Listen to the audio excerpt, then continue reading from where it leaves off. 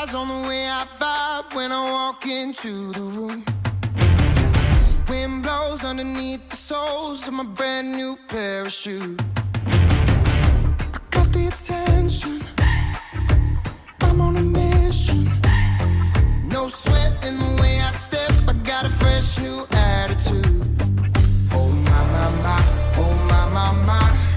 Call me a king, you can buy me a crown. Oh my, my, my, oh my, my, my. I'm leveled up, and this is my world now. This is my world now. So anyone who try to write me off, tell them they can go and write this down. This is my world now.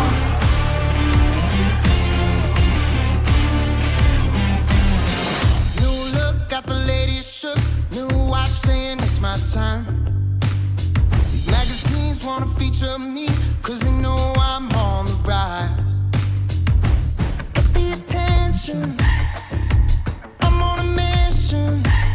Cause ever since I flipped that switch, my power can't be denied. Oh my, my, my, oh my, my, my. Call me a king, you can buy me a crown. Oh my, my, my, oh my, my, my.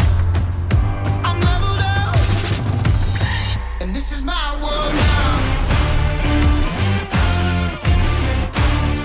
This is my world now.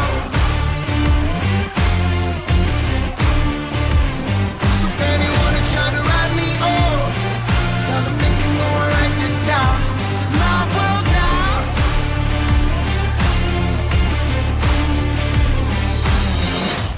Get the attention, I'm on a mission. I'm there with a vision.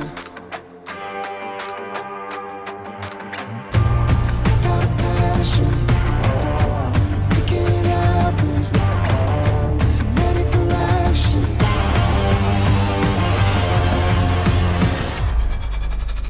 And this is my world now.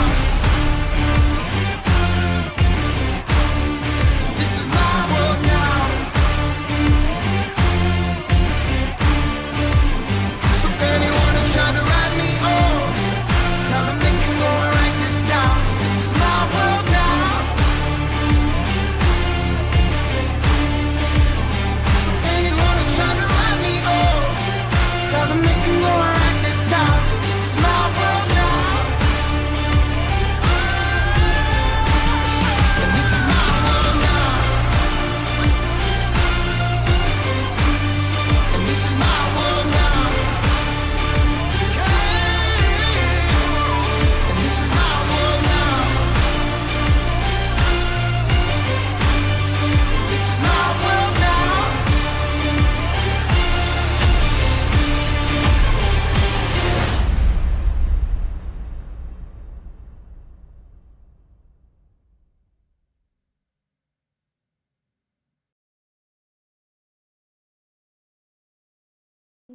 The journey of self-discovery, the journey of self-love, the journey of self-empowerment. Stay on this journey.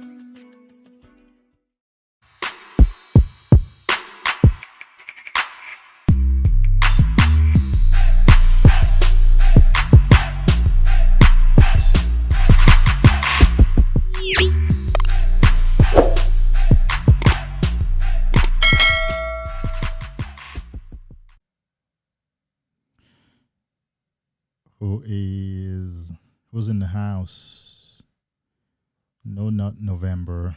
Check in. We got to stay on top of this thing, guys. We have 2 guys in the house. Who's here?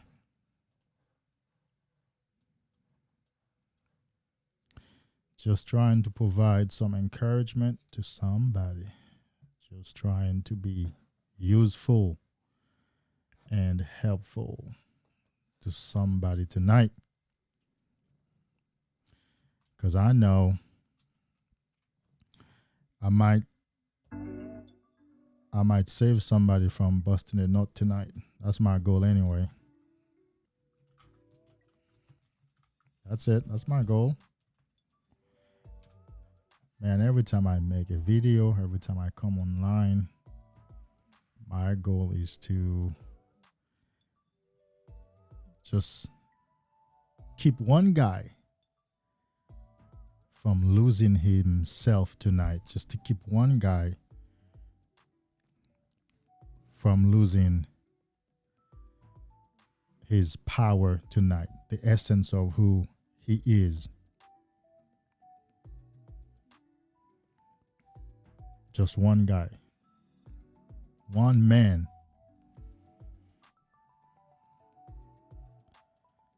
So talk to me, guys. Checking in. Who's still on track? Day 16. Who's still on track? Let's put that on the screen. Day 16. Who is still on track?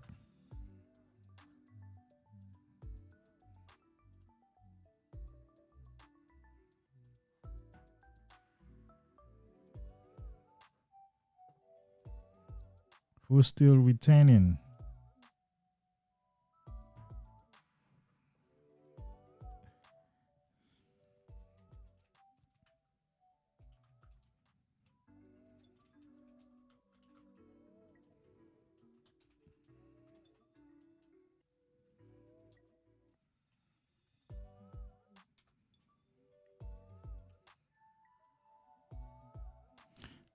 Who's still on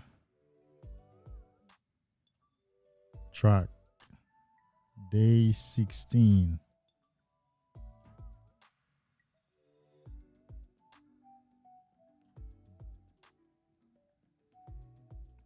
Talk to me in the comment, guys, in the chat.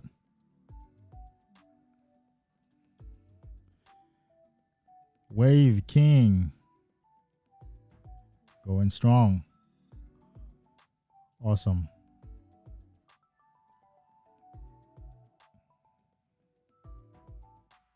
Right here. It's always good to hear that, man. Keep going, brother. Who else is in the house? Somebody else is in the house. How are you holding?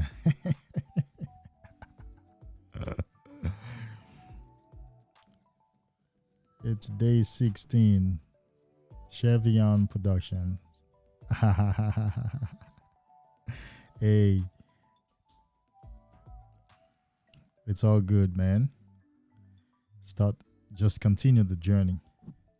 You know, last time I had it live with Harvey, we said that, look, man, if you fold it, if you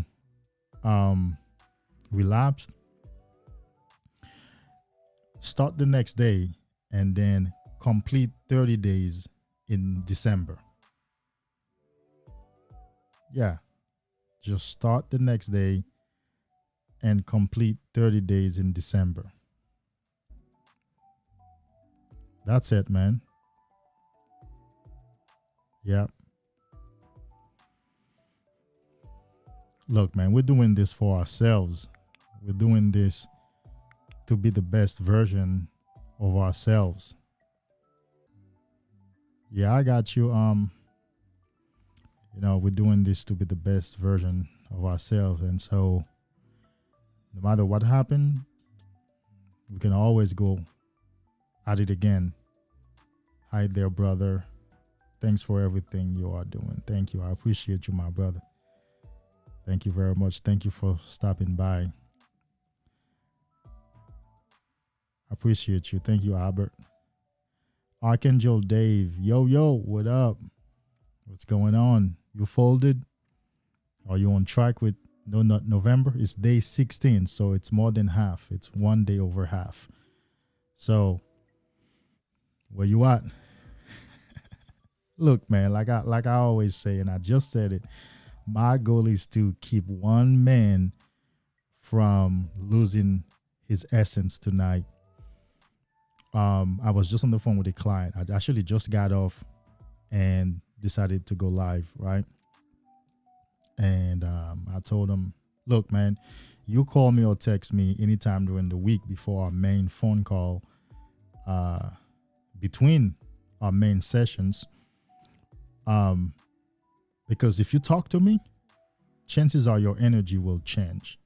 If we talk, chances are your energy will shift. And so coming on live that's my mindset. Once we talk, your energy is going to change. So tonight might not be the night that you fold. Tonight might not be the night that you give out that precious energy, that precious jewel, your essence. Oh, it feels so good. I've never felt so good in my life than the past 5 years. And the effect is compounding. It's a cumulative effect. Like the longer you go, the more days, the better you eat, the more you exercise, the more people you meet, the more success you have on this new journey, the better you feel. I'm just trying to transfer that to somebody. Every time I come on here, my goal is to transfer that to somebody. Look at Archangel. It's all right, man. It's all right. Let's go. Tomorrow. Go at it again, man. Go at it again, bro. You're not alone. I want you to know that you are not alone. I'm sure there are a lot of other guys who folded, a lot of them. Last week I said that I belong to a lot of nofab/semen retention groups on Facebook. Man, you should see the post. In fact, I wanted to call this the Facebook edition. And in fact, that's exactly what I want to do. I want to go to Facebook and read some of the posts and some of the questions that are being asked about semen, nofab, and semen retention. So we're going to do that. We're some of the groups, and we're just gonna pick one. Nofab movement support group. All right, and here is how I said I was gonna do this over here. Let's switch to this scene right here. Let's remove this.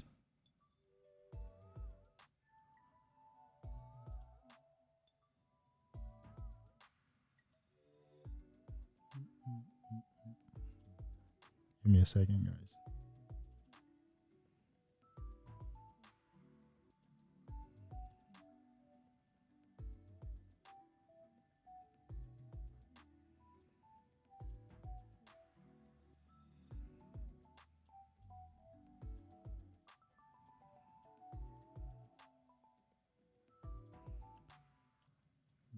We got to read that. We got to read it. Let's go round. Okay.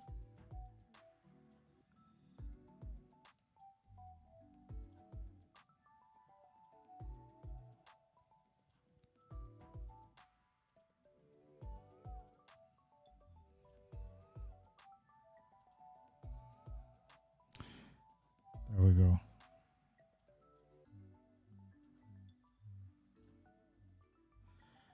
Okay, I'm probably in the wrong. There we go. Let's do it over right here. All right, so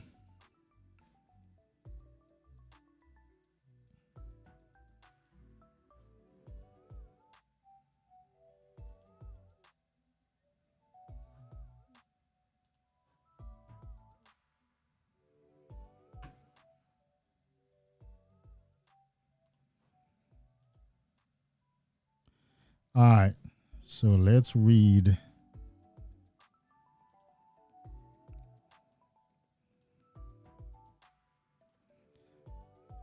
All right. So somebody says, Porn addiction is probably the most destructive addiction in humans, and already destroying a huge percentage of people, especially men, more than any pandemic and diseases in history. But why the world doesn't address this problem seriously?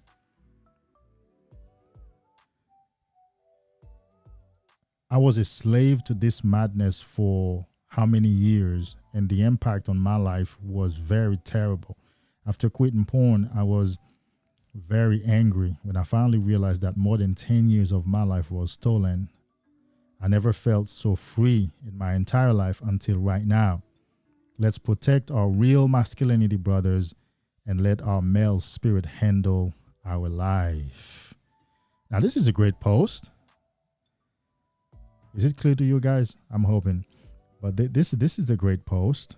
And this is in NoFap Movement support group on Facebook. Now, this is a great post. Yeah. Why doesn't society address this problem seriously? It's money, man. It's money. They make money with us. Men are a big business. Right?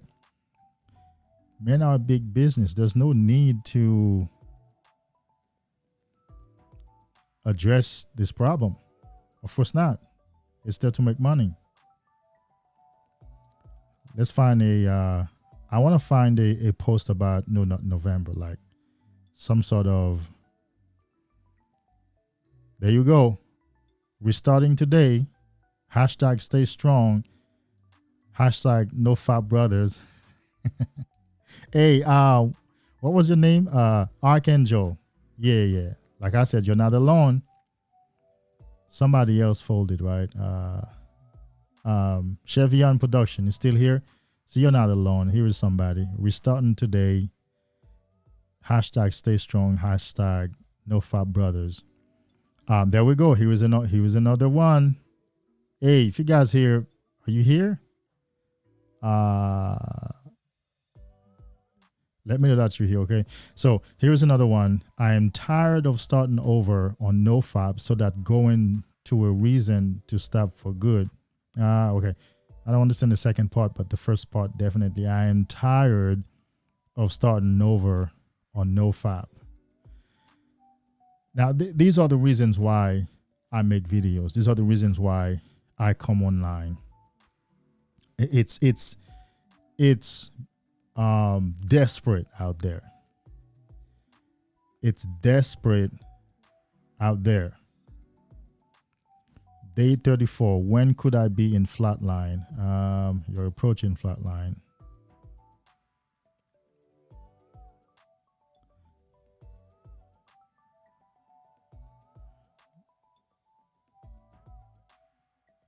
Guys, it's been a week, but got wet dreams twice. Is it a relapse? If not, how to cure using some home remedies? Yeah, so those are the kind of posts that I go online and actually reply to, you know, dropping that knowledge and that understanding on these guys. This is 22 hours ago, day 0. The war will not end. Rise again and never give up. You're not alone, man. It's aware. It's happening to every man. Well, not every man, but every man on No Not November. Every man addicted to pornography.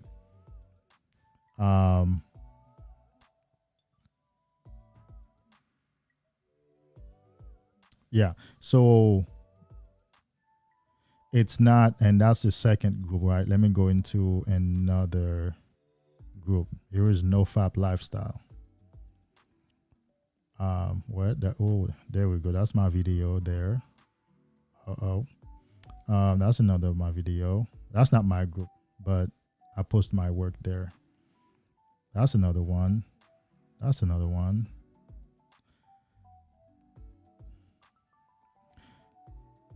Healthy lifestyle. Wake up early in the morning, meditate, exercise, read inspirational books, perform your duty, spend time with friends and family, go to sleep with a positive mindset. That's a good post. What are the benefits of semen retention? Let's read it. Let's blow up on it. More confidence and self-control, less anxiety and depression, increased motivation, better memory, concentration, and overall cognitive function, which is true.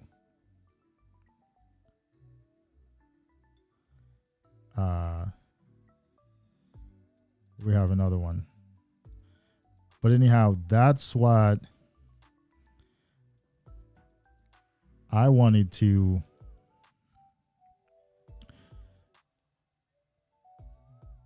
as you can see, you're not the only one. You're not the only one. There are a lot of guys on this journey who are suffering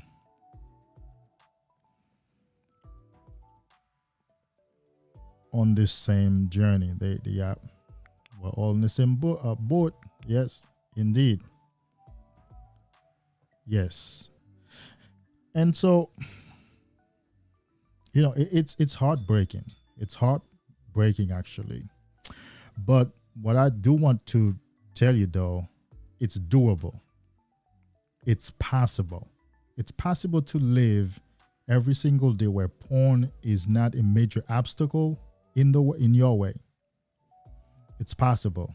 It's possible to live where anxiety that comes from over depleting your semen vanishes. Like, I'm not anxious for nothing. And this confidence and this power of presence, this clarity of mind, this power of decision making, the power of choice making is incredible. And it's possible. It's possible to live a normal life, because I do remember when I wasn't living a normal life. I was always looking down. I couldn't look at people straight in the eye. I used to get very nervous around women. It doesn't matter if it was a woman I was dating.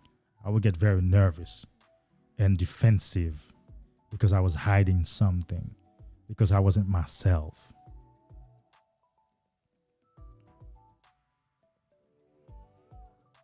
And so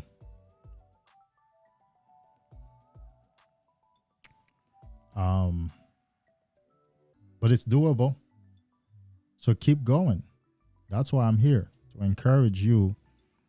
And just some questions. So if you guys have any questions, just put them in the chat. Yep.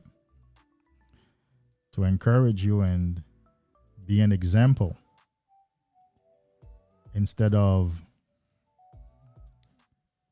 moving on with, just moving on with my life.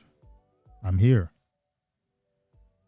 I'm here because I remember my pain.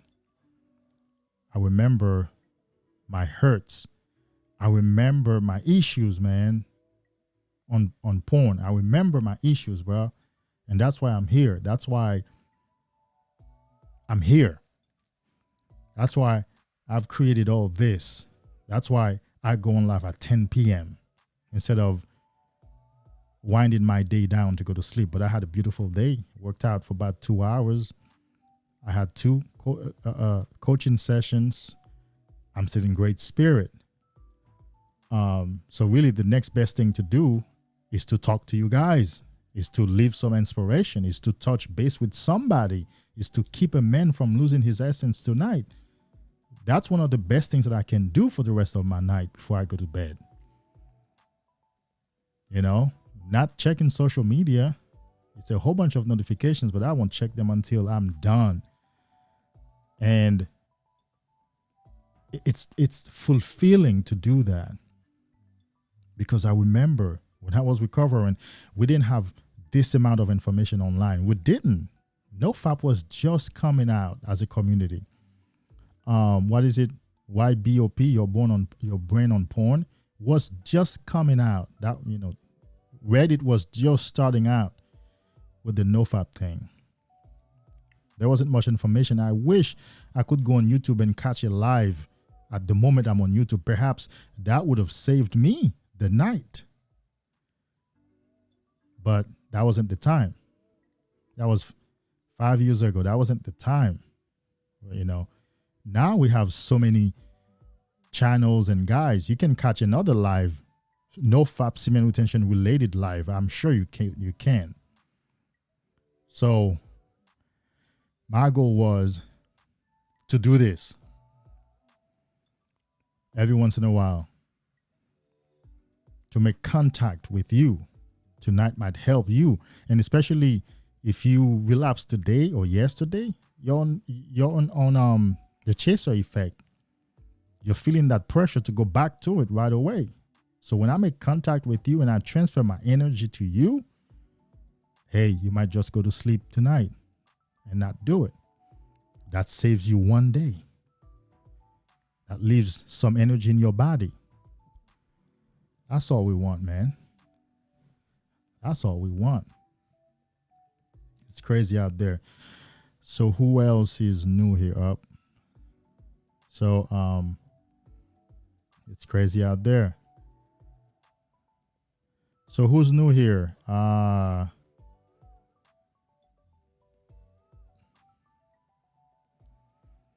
Who relapsed? It's day 16.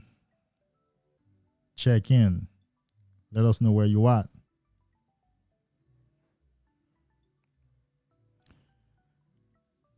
Are you still on track?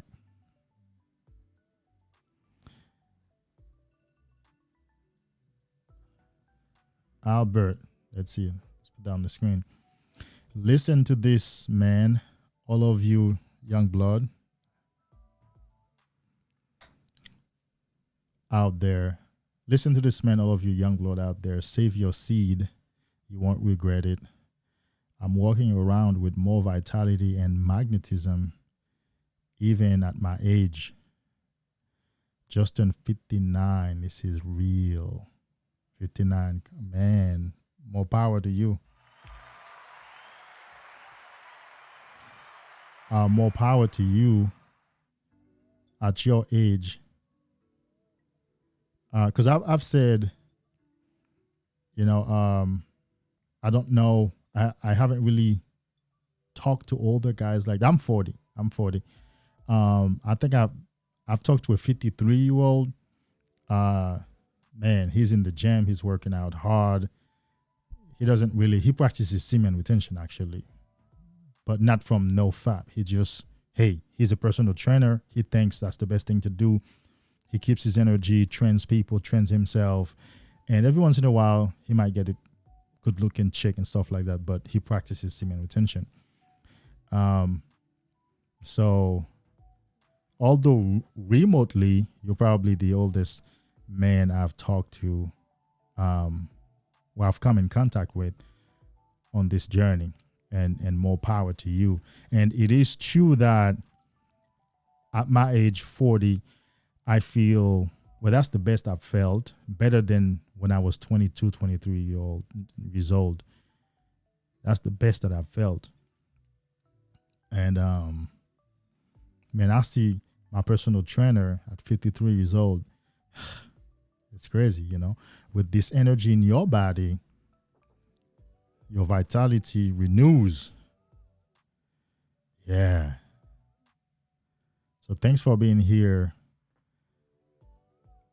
at this time of the night. I don't know what time zone you're on, but thanks for being here. For the young guys. Yeah. Most of them could be your son.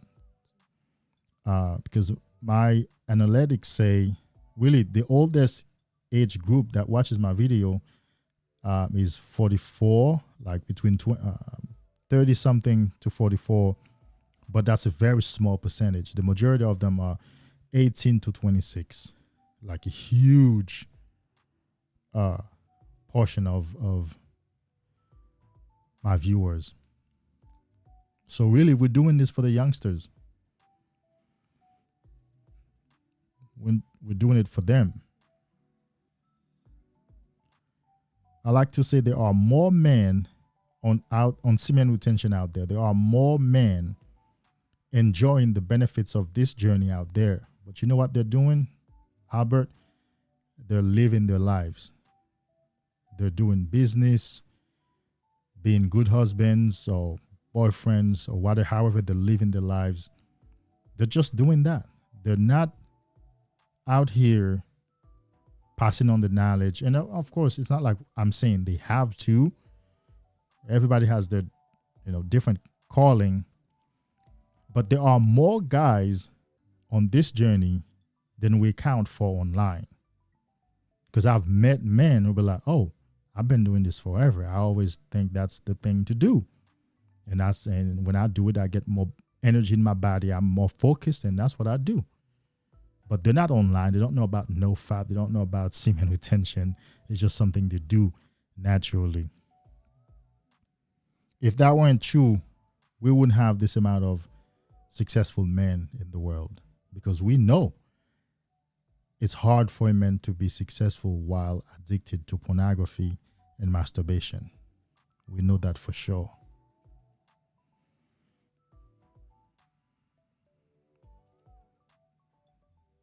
It's been 4 months, never went this long before.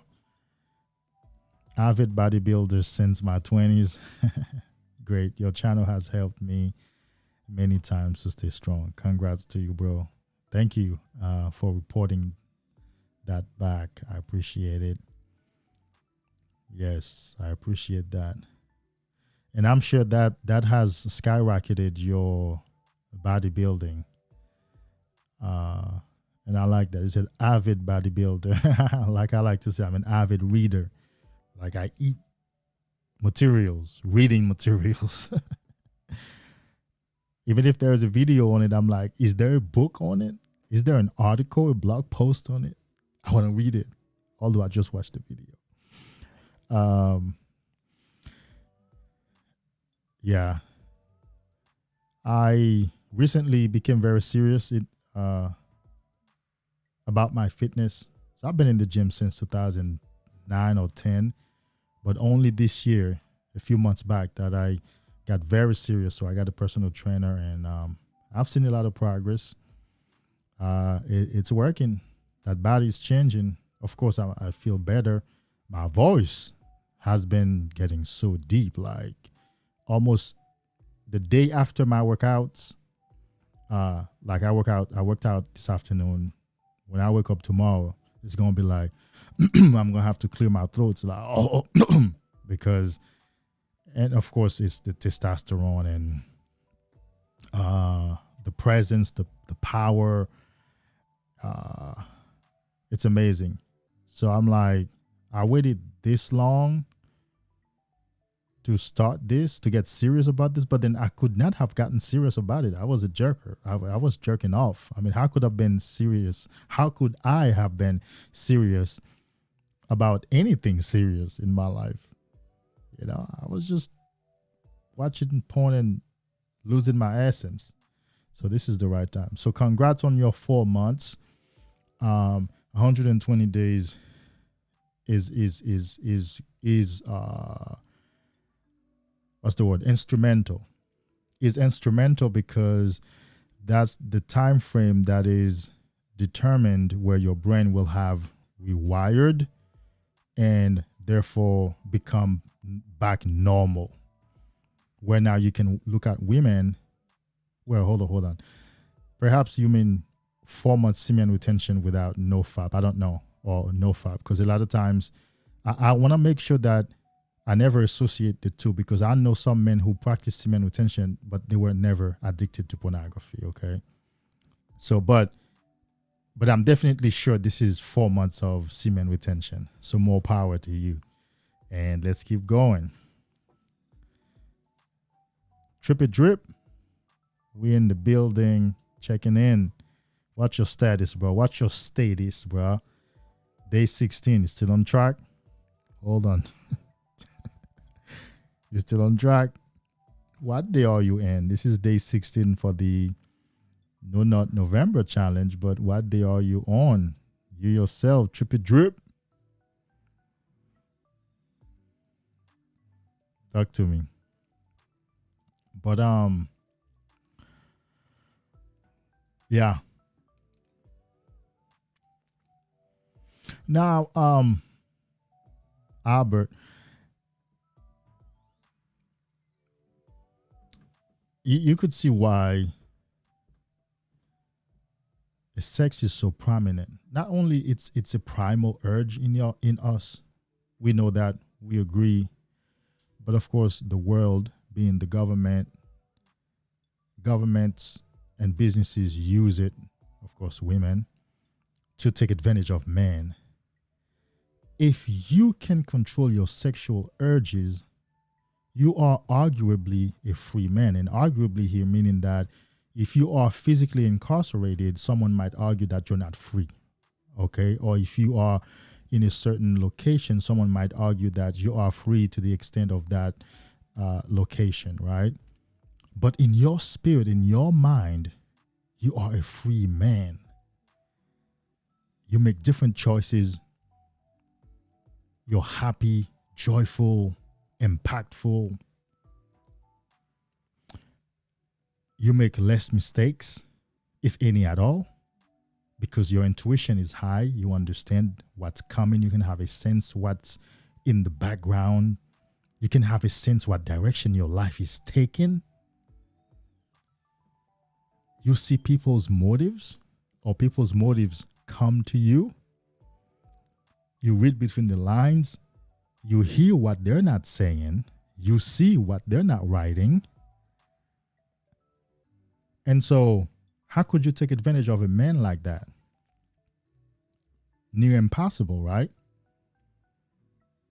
But how about the other man? The one who's thirsty for the sex. He's thirsty to bust that nut. Oh, yeah. You can put a nose ring on him and basically just drag him around because he wants that. It's that dangling carrot in front of him. And I used to be one.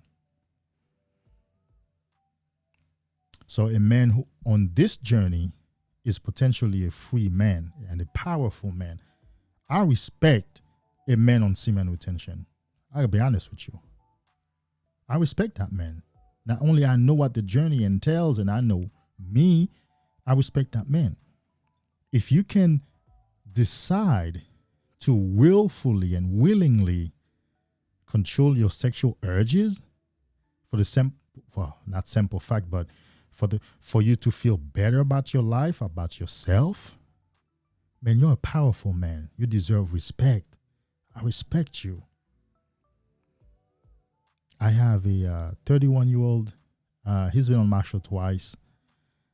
And he's a bodybuilder and an actor in Atlanta here. And at 31, you know, that young man's willpower over his sexuality is powerful. He's a young actor. I mean, he hangs out and he looks good. He hangs out with good-looking chicks, even at the gym. But he has such a grip on his sexual urges and desires. He deserves respect. And I respect every one of you on this journey. Trippy Drip, what's going on? I respect every one of you.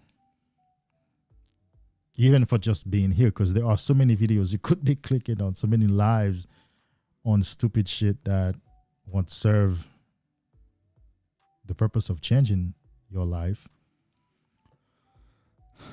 Bro. That's the key. I always get back up. Hey, that's all that's required to get back up. Don't stay down. Get back up. And so, let the next day be your next first day. And of course, the chaser effect is going to get you. You're going to feel like you have to do it again. You have to do it again until you almost deplete all your semen supply. But it's okay, man. You're doing it for yourself. So let's go. Let's do it again. Let's continue the journey. And it's good to have you. You're almost always here, even when you're at work. So that means you're on the right path. You are on the right path. You are on the right journey. The journey of self-discovery, the journey of self-love, the journey of self-empowerment. Stay on this journey.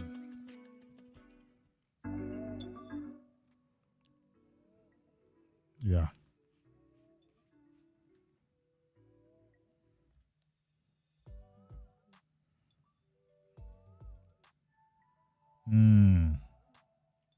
Just put that on the screen. I've been inspired to start writing that book that I've always wanted to write. Not wasting time anymore on foolish things. Yes. Waited my whole life to be on my true purpose, which has been revealed.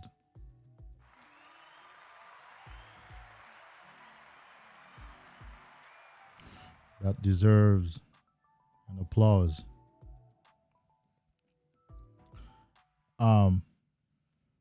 Purpose. Yeah.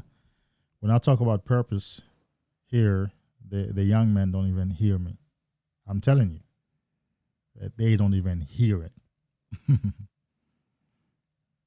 Yeah, because they're still in that age. So it's good to hear that your purpose has been revealed and you've waited your whole life to tap into that. This is the time. Hey, if you are familiar with Napoleon Hill and Earl Nightingale and this whole self-development shenanigan, which we love because we are self-development junkies, and what else to do? What else to do in life? What else to do? Napoleon Hill says that, of course, which is true. We see it in society. Well, only as of late that you have so many successful young men. I'm sure with your age, when you were growing up, that wasn't the reality, that you would have so many successful young men. Men usually succeed beyond 40. And beyond 40, it's minimal. It gets better beyond 50 and beyond 60 because the man is so wise. He's seen it all. He has experience, though. He has learned to control himself. He has learned to prioritize, and he has learned to streamline his focus. So what may take me at 40, maybe 1 year to do, at your age, you can do it in 2 months, 3 months. And so I am believing it will be nothing but excellence when you write that book. It'll be excellence. Yes. And so keep going. Bless the world with that book and some more. I'm very big on purpose because my philosophy is the world is interdependent. And so everybody has a unique gift or gifts to contribute to the world, to make the world better. So, and I think what's his name says that too. David Data in his book, The Way of the Superior Man. When you are not operating in your purpose, you do the world a disservice because your gift is not there. Your gift is not present. And since the world is interdependent, we depend on each other. We depend on you to create your craft, to do your thing so that we can get a little bit from you, from that, so we can have a more wholesome experience. But yours is missing. Mine is missing.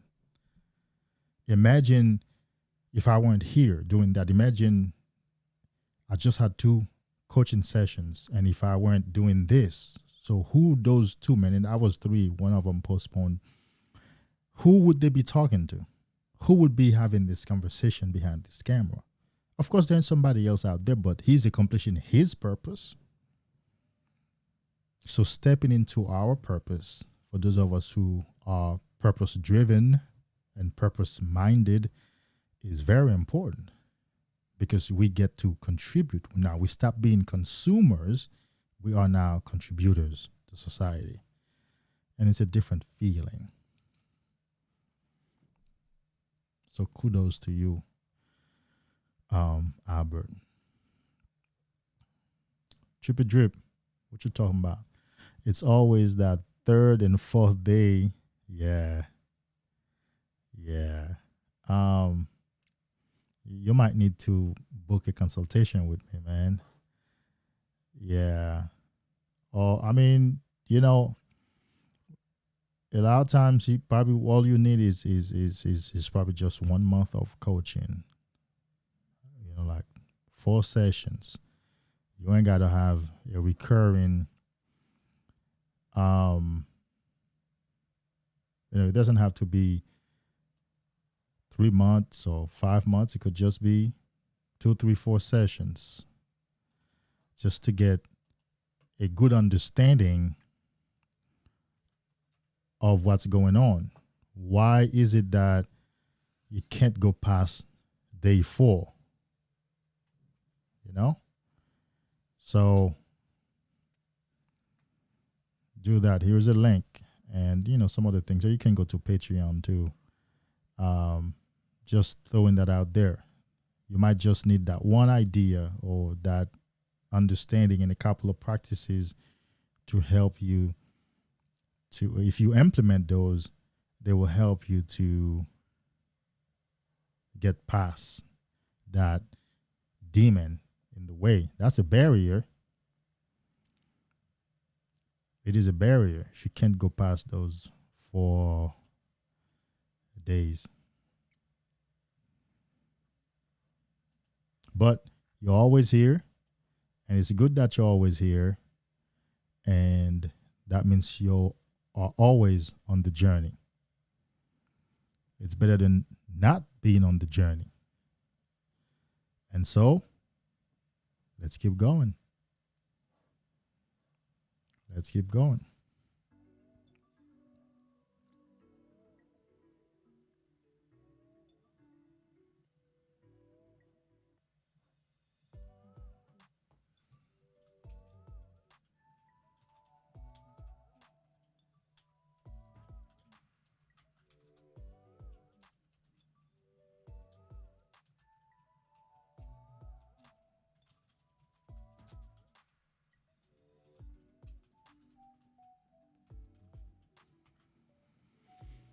Let's keep going.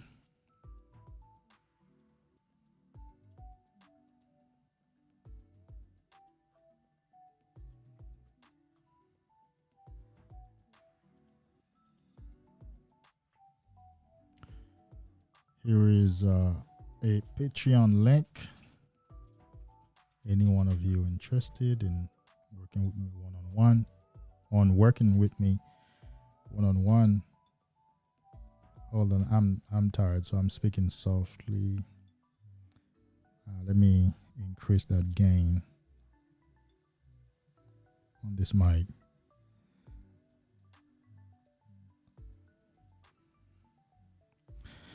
Yeah, there we go.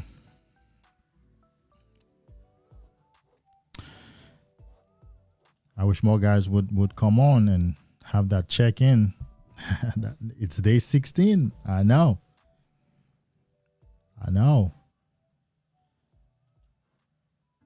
It's day 16. It's a long time from the start.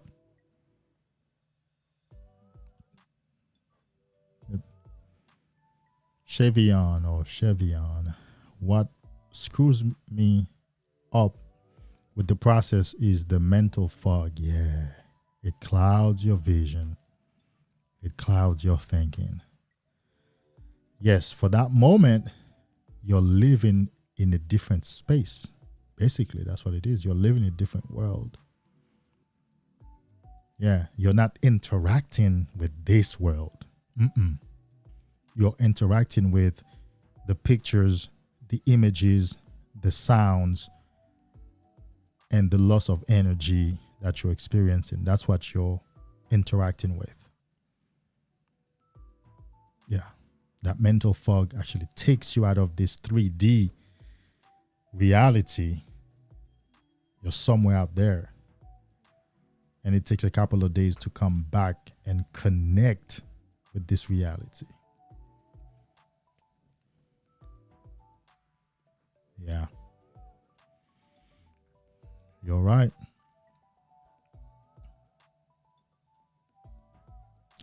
But you can help that though. You can help the mental fog though. You can you can help it by basically replenishing your body with a lot of nutrients. I recommend eating steak. If you eat red meat, get out of steak, white meat, chicken, breast, preferably vegetable juice, like good vegetable juice. It doesn't matter if the sugar level in juice is very high, because most of them don't have added sugar anyway, so it'll still be natural sugar. But for that moment, you need to replenish your body. You can do that. And of course, you need to sleep at least 2 days, long hours. And if you need to take something for that, that's what you got to do. I've had to do that.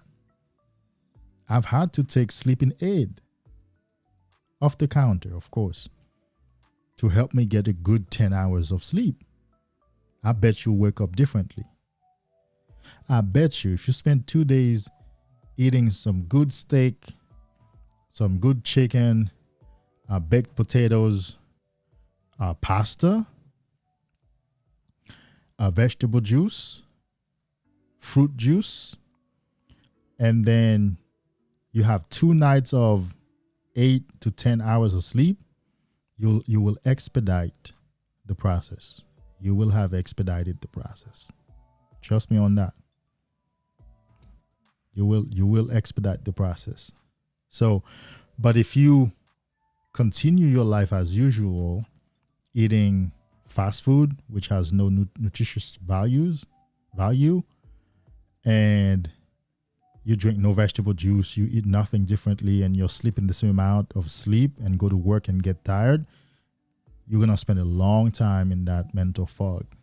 So you can expedite that.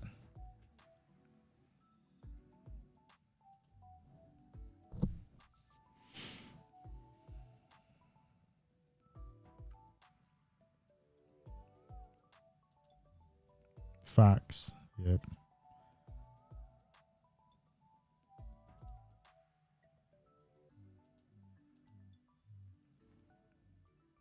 That couple of days, have you feeling amazing? I just want to stay there. Yeah. Relapsing is part of the process. You just have to use it wisely and effectively. So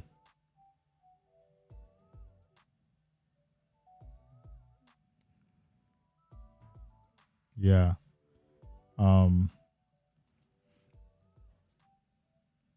Yeah. So relapsing is part of the process. Relapsing is just a reminder that you're doing something different. It's just a reminder that you're on a different journey. You got to have the right perspective for a relapse. In fact, let me just take this time to talk on that, to speak on that, right?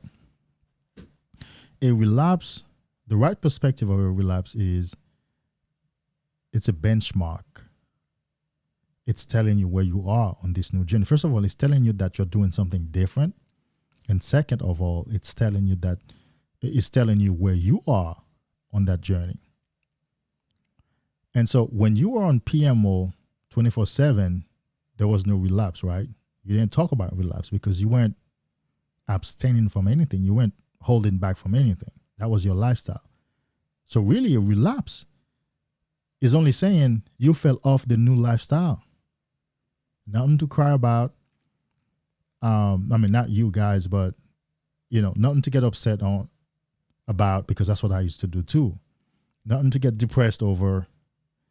It's actually something to rejoice over, because you gotta have the right perspective. Remember that it's all about perspective and perception, right? Yeah. It's a good benchmark. It's a good gauge.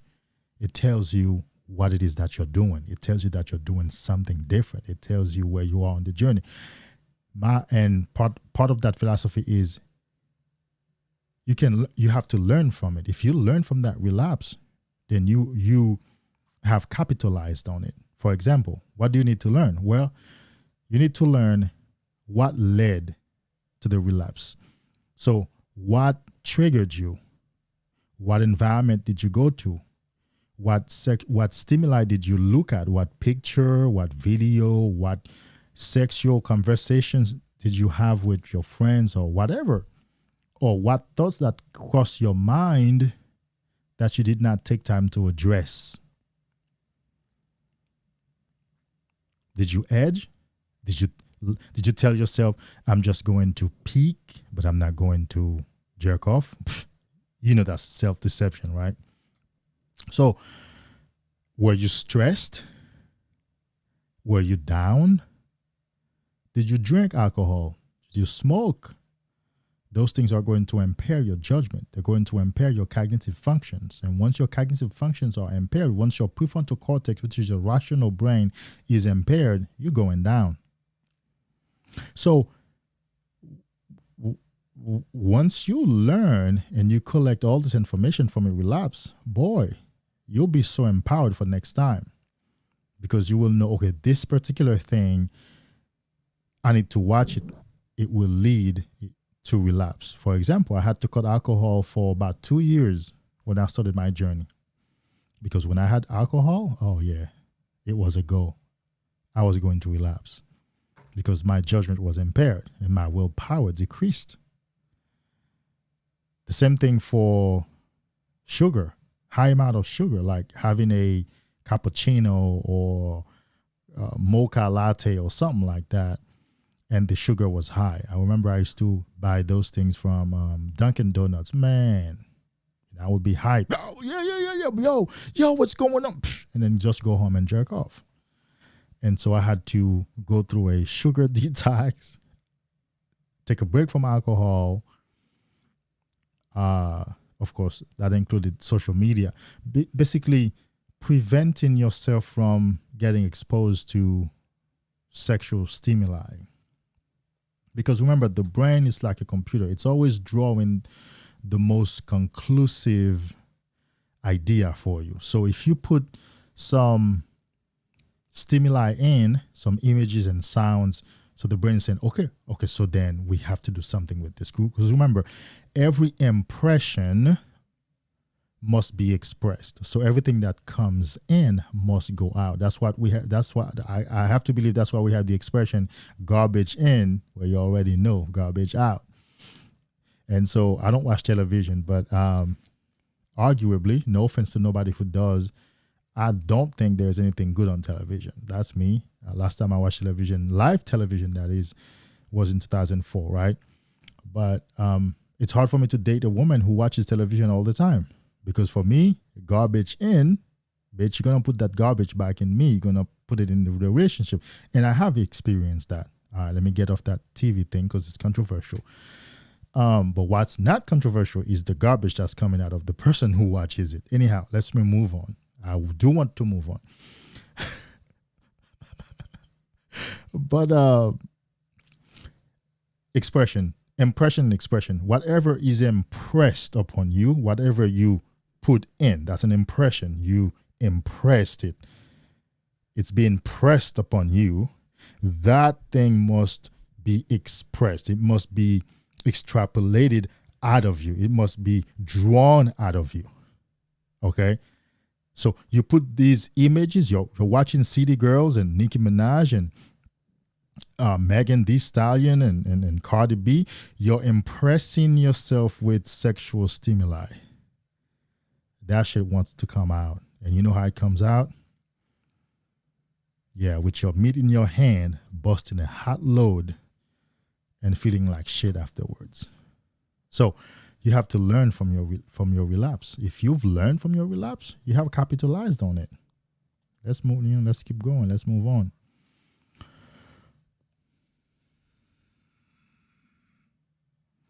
Oh man, Trippy Drip, you're done, bro. Yeah, with that weed, that's it. That's it, man. Look, weed is an aphrodisiac. No, not arguably. It's an aphrodisiac. You smoke, you're gonna fuck. You smoke, you're gonna bust a nut. Yeah. I mean, you know that. And so it's interesting because I just had that conversation earlier. So it's necessary to, I mean, you have to decide, because it's a new journey. It's a new lifestyle. That's what I promote. I promote a lifestyle, a life change. You're not just trying to recover from porn. You're not just trying to retain some semen. No, that's not what I promote. That's not what I teach. At least it's a new life. You're adapting a new philosophy, a new mindset, a new perspective on life, a new definition of yourself. That's what we're doing here. It's way bigger than not watching porn or retaining semen. It's transforming our lives from what? From mediocrity to excellence. That's my motto. Transforming our lives from mediocrity to excellence. And so you have to make some decisions to abstain from certain things. Now, you may not need to abstain from them forever, like alcohol or like weed, but I've had clients who have had to give up weed at least for a couple of months. Now, contrary, it's funny because I just had this conversation with a client. Contrary to popular belief about stereotype, I've only smoked weed about 6 times in my life. But as I was telling him, and we were laughing on the phone, I'm a stereotype for weed. People pull up on me and ask me where they can get it, or tell me they have it. My eyes are naturally red. The inner part of my lips is pinkish. I'm high on life. I have locks. I have an accent. I'm from the island. I do have a mixed style between professional and denim. And so I am a stereotype for that. But no, I actually haven't. And the times that I did, it was experimental. It started in college and a few other times. But what I do know, the women I've talked to a lot of women who told me they had to give up weed because once they smoke weed with a guy, they're going to fuck him because it's an aphrodisiac. And so you're going to have to, if you really want to be serious on this journey, we're going to have to make some adjustments. Not forever, for the time being, before your mind gets strong, before the new practice is established in your body. You understand? Before you really understand before you really have a strong willpower, and before your brain is rewired, you're going to have to cut some things, give or take here. Hey, yours truly has had to do it. Of course. Why not? Of course. Of course. Of course. Of course. Of course. Of course. Yes, I've had to give up stuff. Some of them temporarily, some of them forever. Social media too. I just went back on Facebook maybe about a month ago, and Instagram maybe about a week and a half ago. And I did have a good account back then, but you weren't making it. You weren't doing it for me. I had to let them go. Yeah. And so years later, and now I have something to promote. So it's not just I'm being entertained and consuming content. I have something to give. I make videos and just post them there and post little things in there. It's like I'm giving something, and I might give something, but I give more than I take off social media. And so, but I had to give them up for a minute. Hell, I had to walk away from a relationship because it was good. The way the relationship was going, it was going to make the process of recovering and practicing semen retention a lot harder. And boy, I love myself. I needed to get that work done and like effectively, completely. And so I give that up. I love that woman. Arguably, I probably still love her. I don't know. I haven't checked on that. But, arguably I could have stayed, but I really needed to complete the journey. You understand? I needed to really establish a new path for myself to complete that no fap semen retention journey. Not that I'm done, but complete in a sense like to make the switch complete. To know, like I know right now, this is what I operate in. I operate in no fap and semen retention and sex energy transmutation. It's a whole new life. That's what I do now. So if I meet a woman I'm dating, well, that's what I do. I meet new friends, whatever, however I live, this is what I do. So, Chevion, let's go.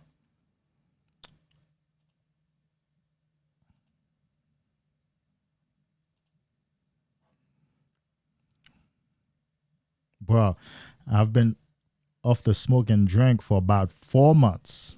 Just exchange it for with exercise. Yes, it was worth the sacrifice. Dang, let's go. Lost my pot barely too.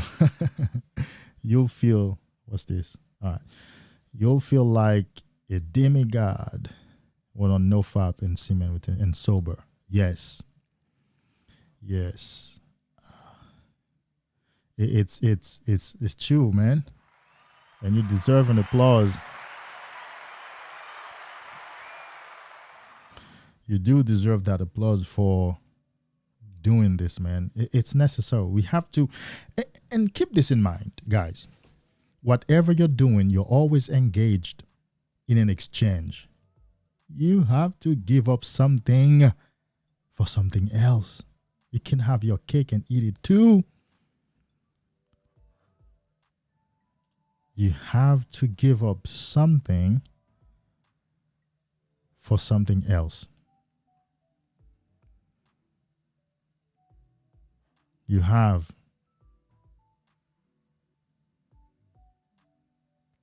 Oh, come on, man. Guys, you could have told me that I wrote who's on still on track. Dang, come on, guys. You should have told me to correct that. Who's still on track? No biggie. We don't mind that. And so I'm glad that, you're here to testify to that you have had to give that up. Yes, I've had clients who have had to give it up. They're like, man, I got to be honest with you, bro. If I smoke this thing, it's a wrap. And they would be like, the best that can happen, best case scenario is I will have sex with a woman, which is about 5% of the chances. The worst case scenario, of course, I'll jerk off, which is about 95% of the chances. And so self-love is one of the things that I promote for men.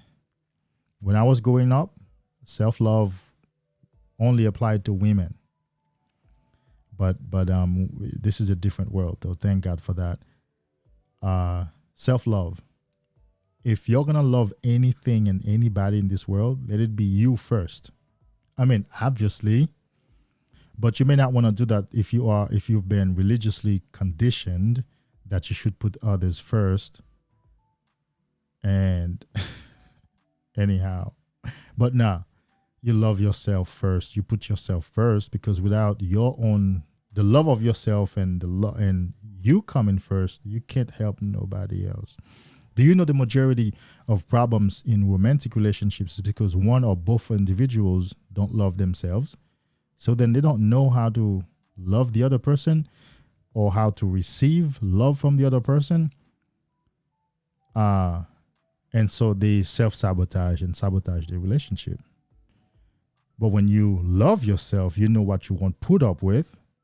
But before that, you will treat the other person kind of like the way you treat yourself, because you know you love yourself. You know, saying this thing that way to her is really going to hurt her, because if it were said to you that way, it would hurt you, right? And so self-love is a requirement for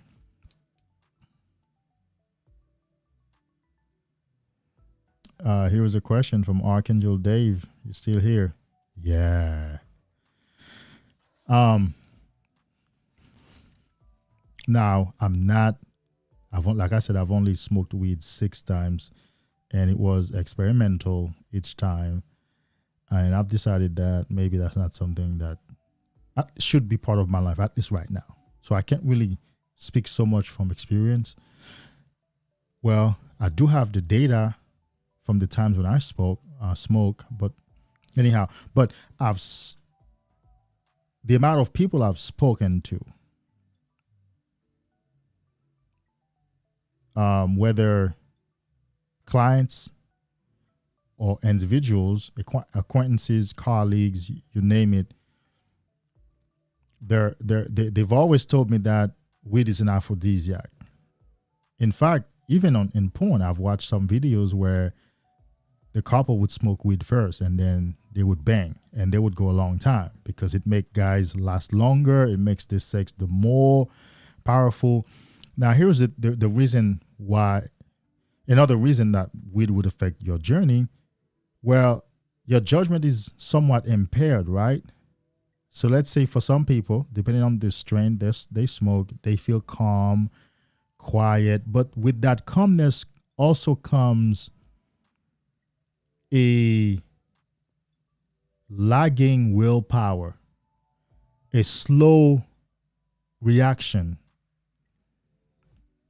right? Of course. I mean, if you are so calm below a certain threshold, your willpower drops, your reaction time drops. And really, anything might just go, hey, hell, I'm just going to sit here and watch this television and text and be on social media. And in that state, you would become unconscious. And of course, all addictions thrive on unconsciousness. Once you fall unconscious, that's it. That's all an addiction requires. It requires you not to be present, to just be unconscious. And so I would imagine if you smoke weed and be so calm and so quiet, that means your willpower has dropped, your reaction time has dropped, and now you're doing lazy stuff, for example, like TV, web surfing, and being on social media. Your willpower has you have dropped, you have become unconscious to a high extent. And so in that state, you're more susceptible to relapsing. Right? And weed being an aphrodisiac, where after you smoke, and of course, from what I know, I've heard in the research, because really I did a paper in college, and that's how it started. Your blood flow increases, right? Your heart rate increases. Of course, when your heart rate increases, your blood flow increases. And of course, whenever your blood flow increases, your dick gets harder. It goes straight to your dick. And so you get a boner. I can imagine that affecting your journey. You would want to put that thing somewhere, at least, or jerk off. So, yeah, anything that puts you in those states are going to affect your no-fap and semen retention journey. Just like alcohol, just like overeating, just like watching too much TV, just like doing too much web surfing, including social media, or talking too much on the phone. Those things will take you out of the present moment. And once you're taken out of the present moment, your willpower will drop. And once your willpower drops, your guards are down. Once your guards are down, you're unconscious. And once you're unconscious, it's on. I know. It's a long explanation. But trust me, it's the right explanation. It's the truth.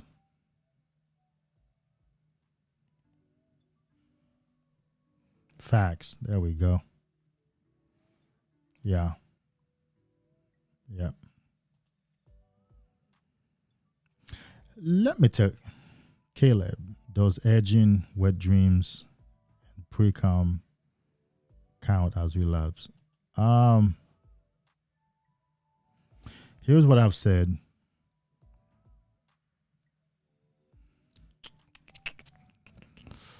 So let's say,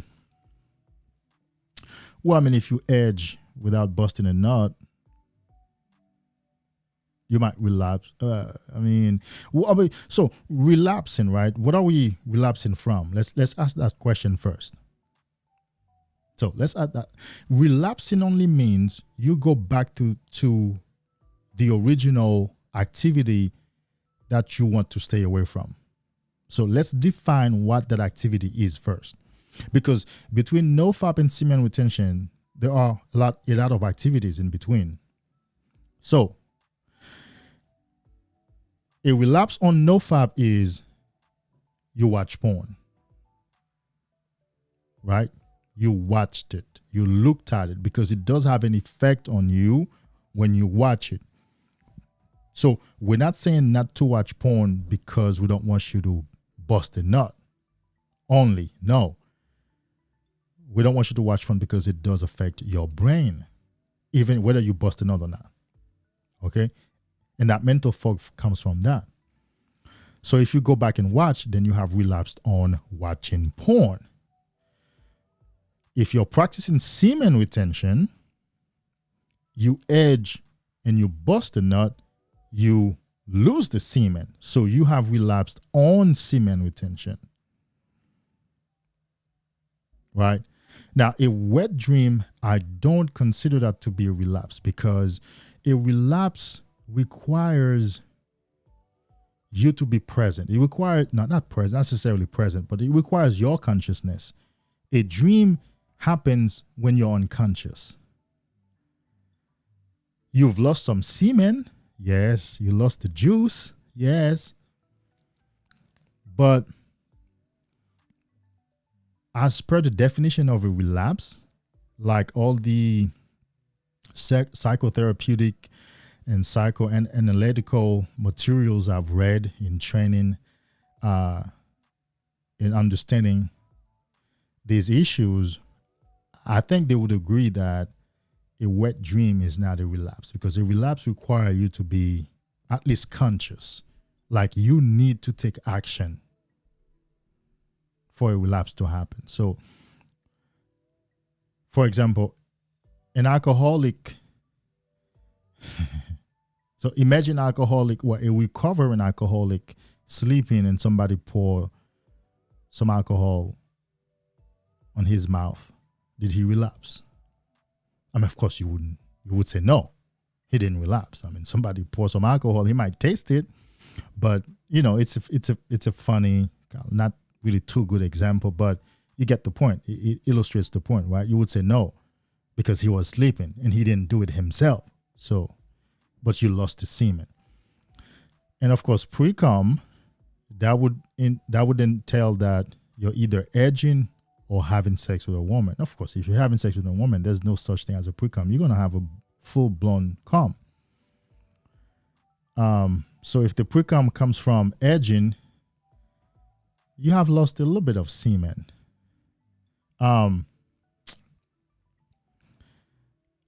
You decide if that's a relapse or not.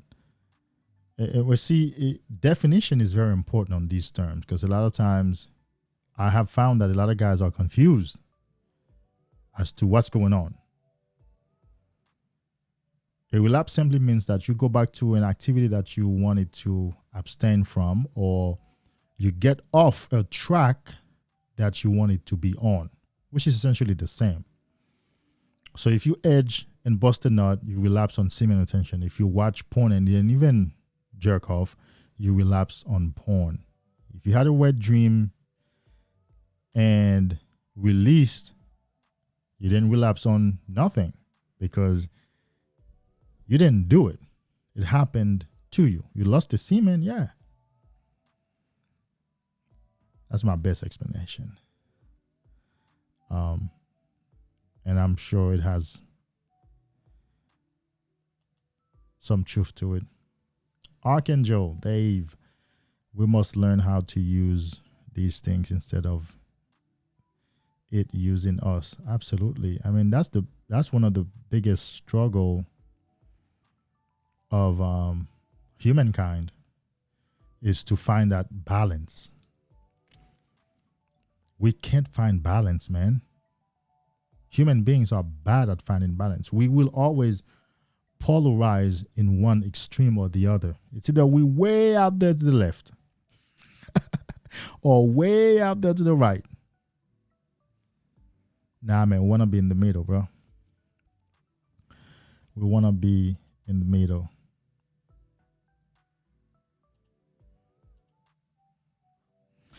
Appreciate it, Caleb. Thank you, my brother. Thank you very much. It's much appreciated. Thank you. And so, okay. So you were the one who asked the question. Yeah, thank you. Appreciate that. Thank you for stopping by. But yeah,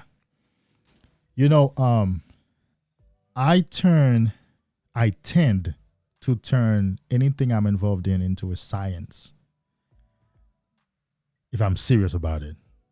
And that used to give me problems. Don't tell nobody. That's why I used to have a lot of problems with romantic relationships. I start dating a woman and I turn the dating into a science. I observe her.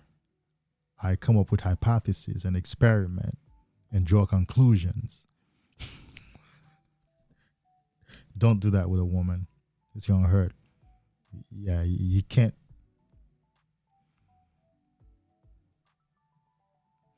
You can be rational dealing with a woman, of course. You're going to have the best experience, but no. So, in observing a lot, I collect a lot of information and I tabulate the information, put them together, run them through a lot of scientific tests and realize, oh, okay, well, that doesn't work. Well, this works. And then that's how I got these understandings. And so there's a lot of confusion about relapsing. What are we relapsing from and what's going on? So the young man needs a lot of understanding from individuals who have spent a long time observing and analyzing and understanding this thing. And that's why I'm here. Here I am. So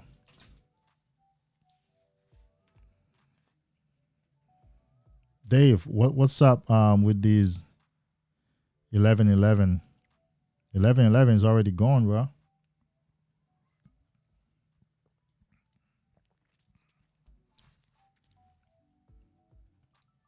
Or was that what do you call it?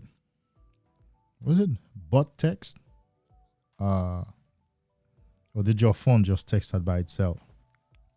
Well, I'm gonna leave it on the screen because it's probably luck. I mean, 11-11. Hey, it's just the number one. I'm the one. I think I'm the one. You're the one. And so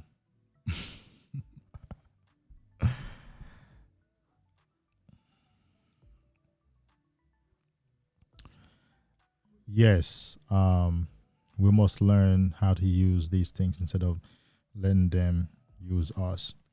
So who else is in the house? Where are you on No Not November? It's day 16. And we're checking in.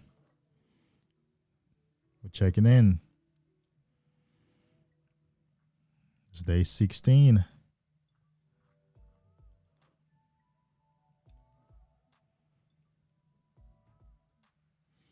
Let's play this song. To me, this song represents a man on semen retention. I want you to listen to the words, okay? It represents how a man on semen retention walks around.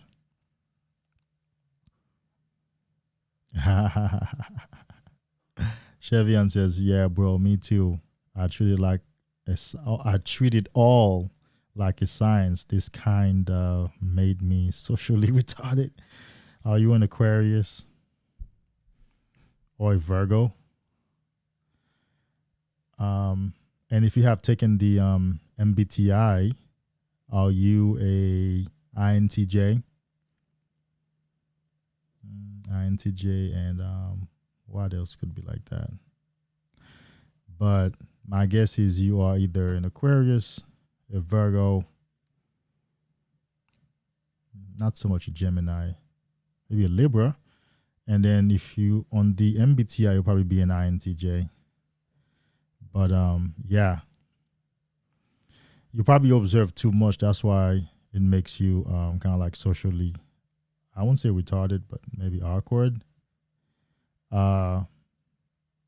Because you observe a lot. I used to be a lot in my head a lot socially. I don't know more. I still observe, but I think I have more room to encompass, the whole world. Although I'm still in my head, I'm still observing, I'm still taking a lot of data, but I'm still able to interact with the world. I think I've just been able to do that. But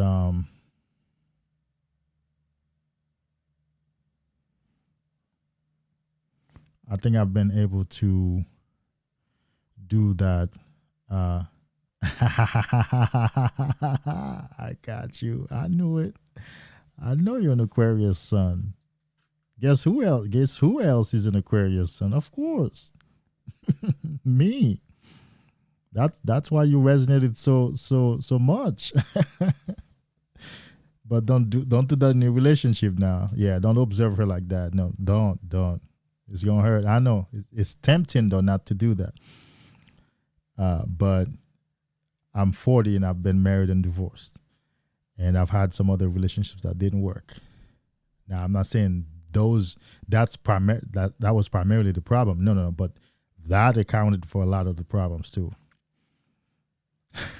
Because I would tell a girlfriend about a certain attitude or something about her, and she'll be like, "Wait a minute, whoa! How do you know this? How do you like? You've been studying? Like, whoa, yeah."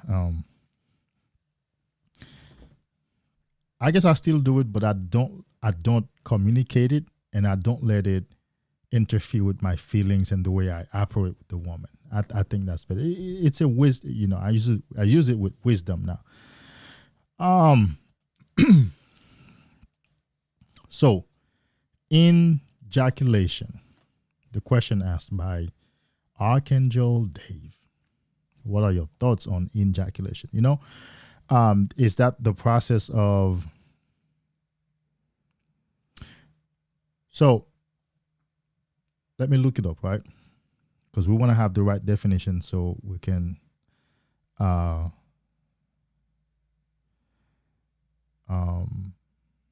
I can talk. Let me look it up and have the right definition right here. And then I'll give you. All right, so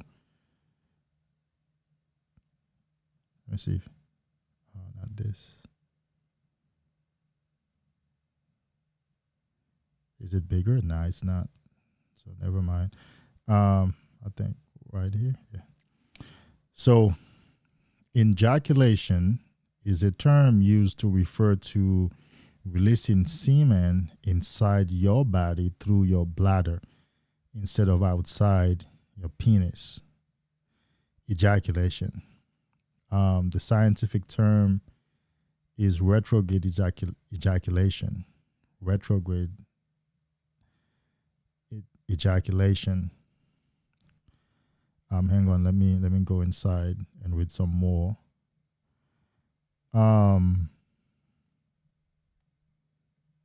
What? Okay, there we go. Retrograde ejaculation is most often associated with a health condition whereby the muscle at the opening of the bladder is not able to close upon orgasm, which is supposed to. In this case, some semen goes into the bladder. So does that cause problem?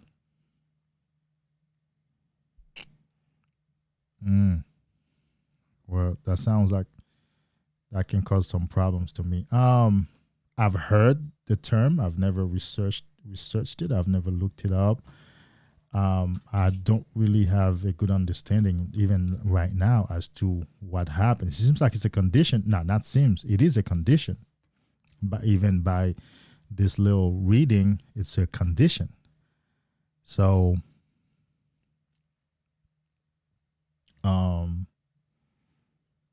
something that probably would need to be treated.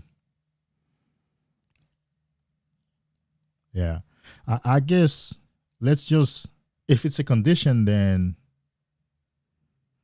only the person who has it would worry about it.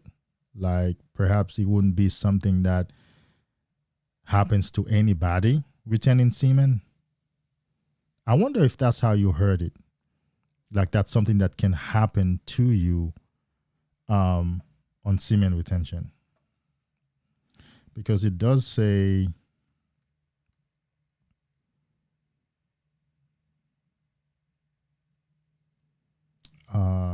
what's that part where it says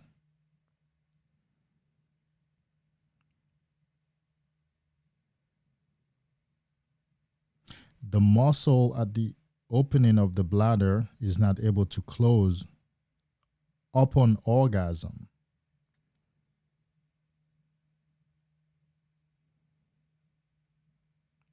Well, I guess then you have to have an orgasm in order for it to happen. So it's a condition. So you have to have an orgasm in order for it to happen. And then we have to find out how to fix it. Yeah. I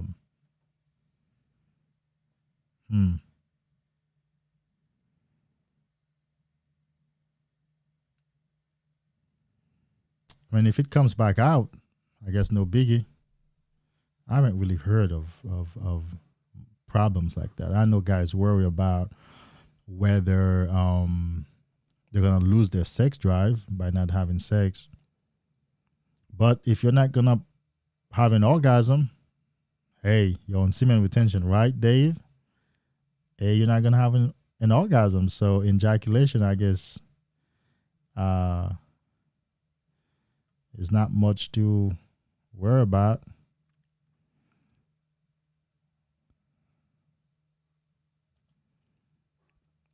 All right, so there goes the other Aquarius. He's dropping some knowledge. Let's read it.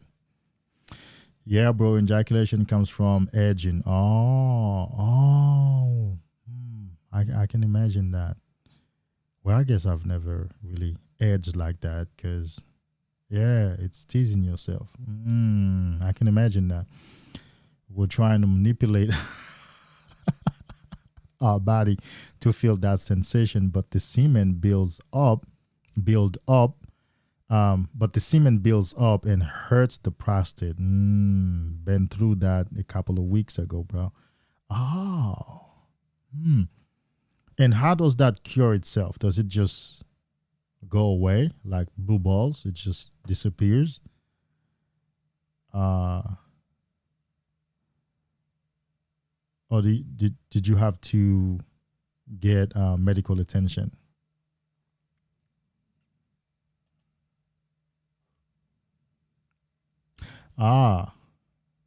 You've studied tantra, and it's a way you can orgasm without ejaculation, and semen get resorted in the body. Yeah, the way I know it as NEO, non-ejaculatory orgasm. But in NEO, I think I'm more leaning towards what's his name answer, Chevian's answer. It comes from edging. Because I can imagine that, because in edging you can have an orgasm without busting the nut, and then the semen might be rerouted on the inside. Yeah, it's complex, huh?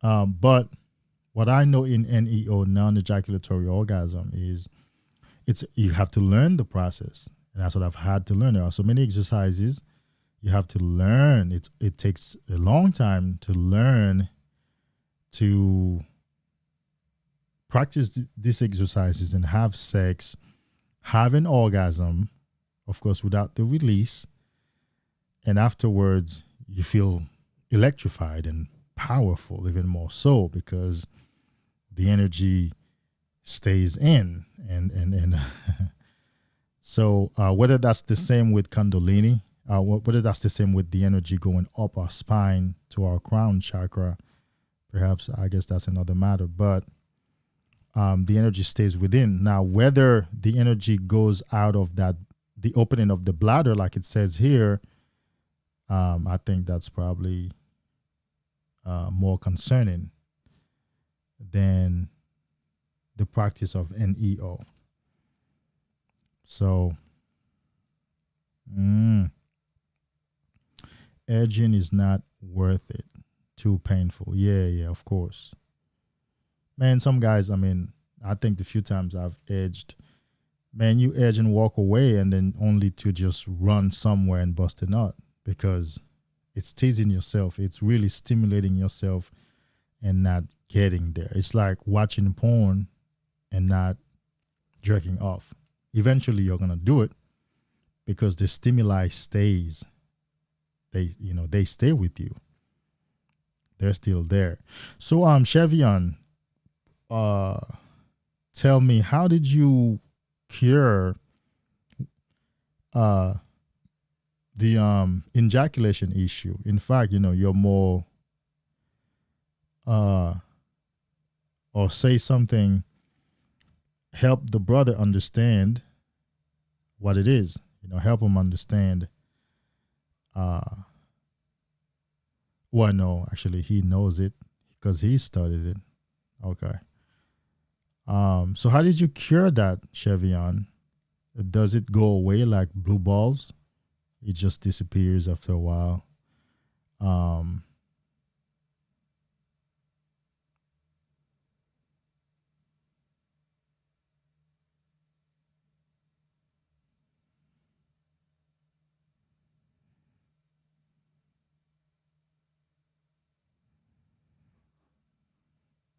So something says ejaculation is when you retain semen inside your body upon orgasm.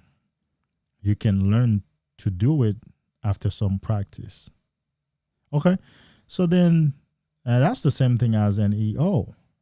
So really the only thing is saying that you didn't bust that nut. The energy still stays inside. More power to you. But then Chevion says it hurt his prostate. That's a concern then. Or is that what we commonly refer to, blue balls? Here we go. This is probably what we're talking about here.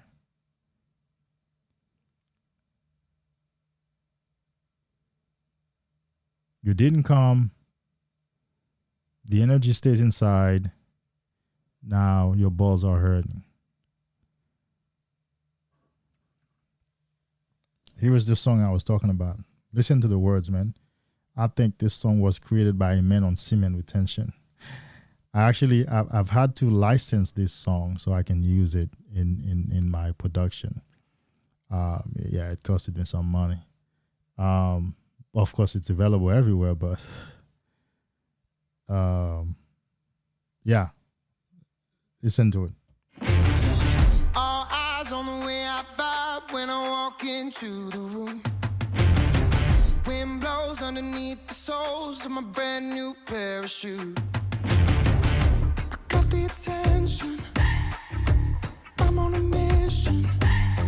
No sweat in the way I step. I got a fresh new attitude. Oh my, my, my. Oh my, my, my. Call me a king. Buy me a crown, oh my, my, my, oh my, my, my. I'm leveled up, and this is my world now. This is my world now. It doesn't.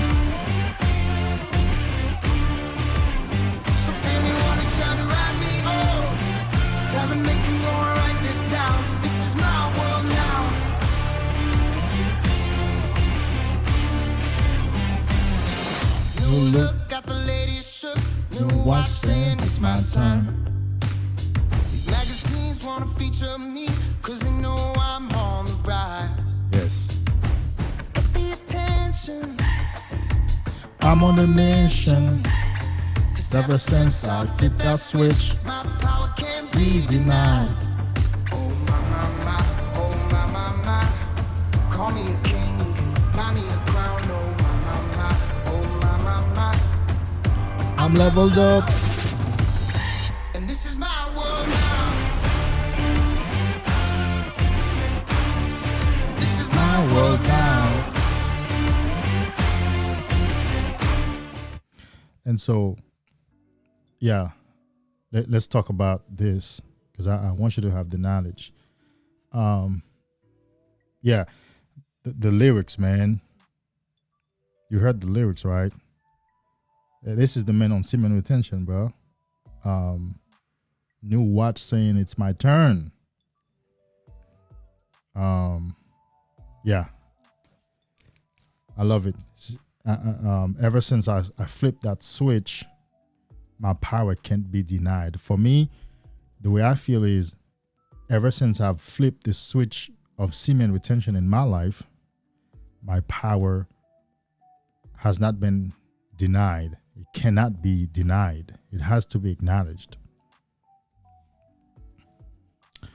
So I don't think that would count for a relapse, because the energy didn't come out. It didn't come out. So if it didn't come out, it's not a relapse. You didn't lose the energy. The energy is still inside of you, bro. Remember, relapse happens two ways. You're abstaining from porn and you go back and watch it. And then that's a relapse in porn. And then there's a relapse on semen retention, where it came out of your penis. Then those are really the two times, yeah, you have relapsed. On this journey, as it relates to nofap and semen retention, those are the only two times you have relapsed. If you're staying off porn and practice semen retention and you go back and watch porn, you have relapsed on porn. And if you did jerk off also, then you have relapsed both. Or if you go and have sex with a woman while you're practicing the semen, unless it's part of your practice, then you relapsed on semen retention. But for example, that's if you are on hard mode. There are guys who are, I've been to different modes, right? So the mode that I'm on right now is, if a bad chick comes around and I really vibe with her, I have sex with her. I won't necessarily release, but I'll have sex with her. Now there's no relapse, because I can have sex through the practice of NEO and not release, right? But I've had time in the past, especially when I was learning, I designed the experience where I would have sex with a woman and ejaculate, so that I could really measure my journey and measure my experience. I know it sounds counterintuitive. Trust me. The truth is in the counterintuitive shit. And so that wasn't a relapse, because it was designed to happen. I would build the semen and then have sex with my ex-girlfriend and then consciously ejaculate, to measure my progress and to see where I was and how I was learning and stuff like that. Because really, if you only keep your semen, well, which is impossible, but if you only keep your semen from day one and now you're day 200, well, I don't trust you, and never had a relapse. I don't trust you. I trust men who have had relapses. I trust men. Yes, sir. It's counterintuitive, but if you come here and you tell me you're on day 75, straight shot, haven't relapsed, I don't know, you're looking for some sort of prop and honor, I'll just be silent. But you won't get no honor and prop from me, because somewhere in that scenario is a lie. It's either well, even if you're in jail, you could still jerk off. There's something is not adding up within that scenario. But I respect guys who have relapsed, because on any addiction recovery journey, alcoholism, smoking, gambling, overeating, shopping, on your compulsive shopping, that is, you're going to relapse. It's part of the journey. The brain wants more of that which it loves. And so, you didn't, no, it's not, okay, it's not a relapse. So Chevion gave you an answer. Let's put down on the, move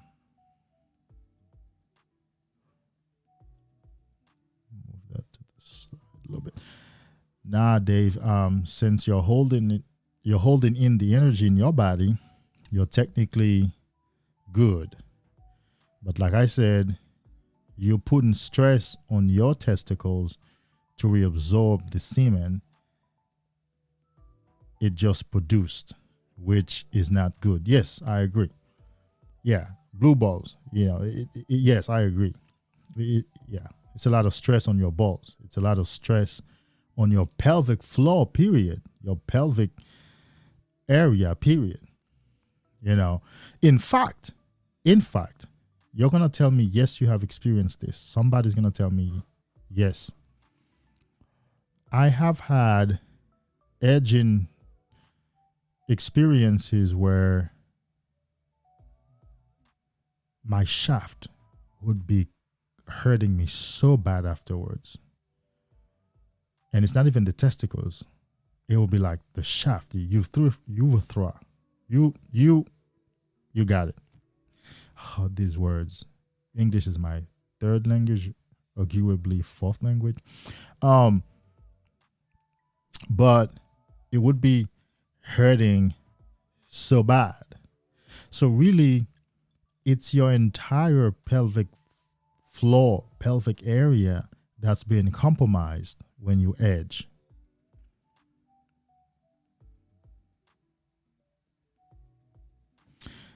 And I want you to know that my philosophy for semen retention is not holding it forever.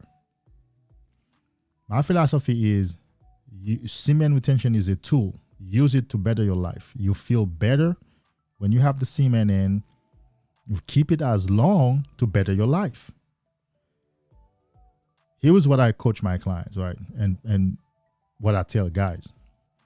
You're going to let that semen out sometime or later, sooner or later. Some of it's gonna come out. Until then, capitalize on it right now. Get in the gym, get some creative project going, do something, better your life, do something, capitalize on it, because you have a lot of inspiration when the semen is in you. You feel motivated, you feel powerful, you feel present. You're a whole new man. Capitalize on that before the day comes when it comes out, because it's going to come out. I hope you know that. It's going to come out. Wet dreams.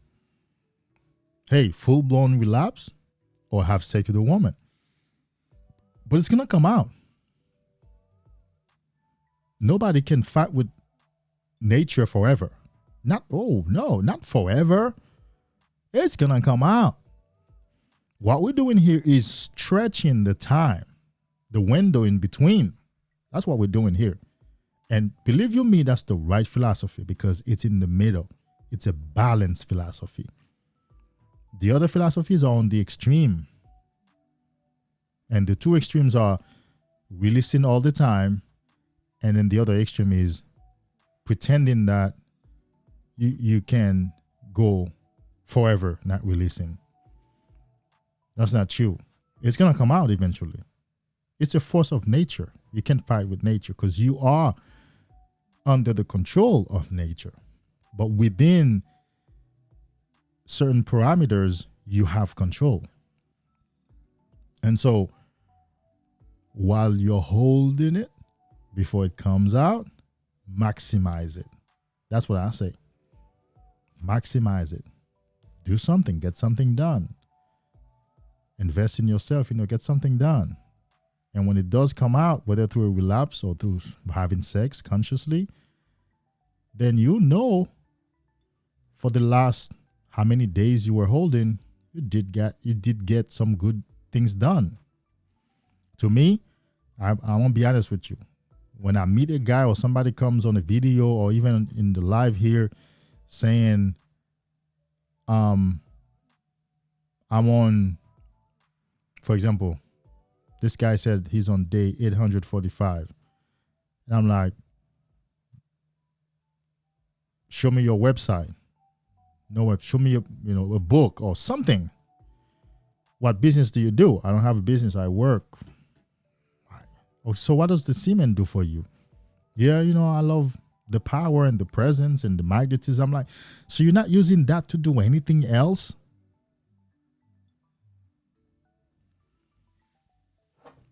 So my philosophy is semen retention is a tool for changing our lives as men. It's a tool for creating excellence in our lives. It's not something for us to be proud for just doing it. I'm on semen retention, yay! And then I stop there. Now, of course, I'd rather that than you not being on it altogether. But then now that you're on it, let's do something with it.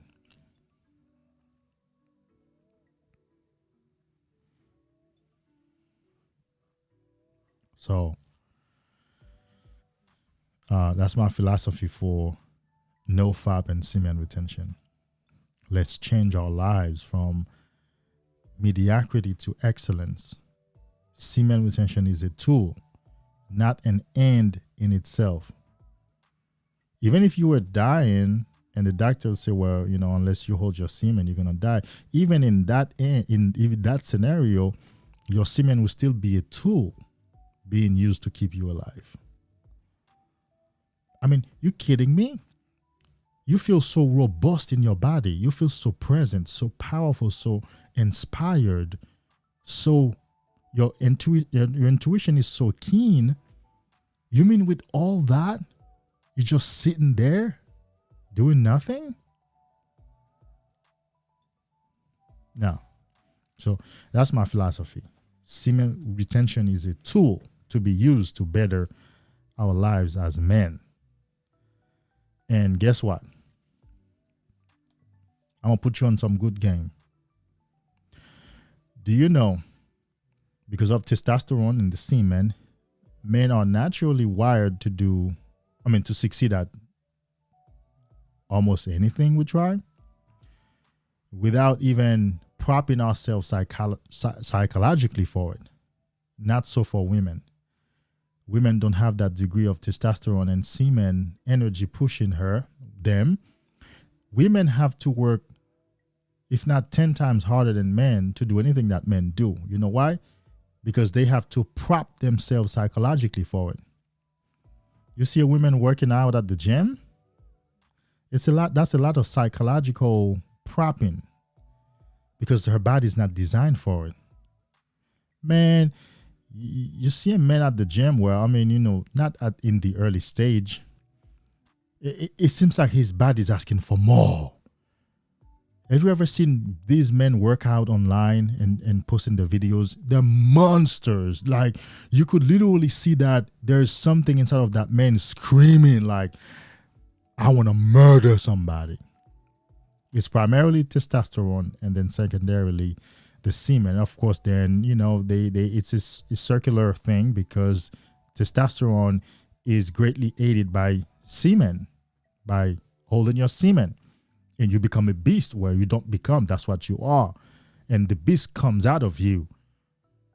And so a woman can't do that. I mean, I've watched women work out and they try to scream. They try to make the noises that men do naturally. You can't do that. You have to learn it. Yeah. Let's go. No. The man's going to be like,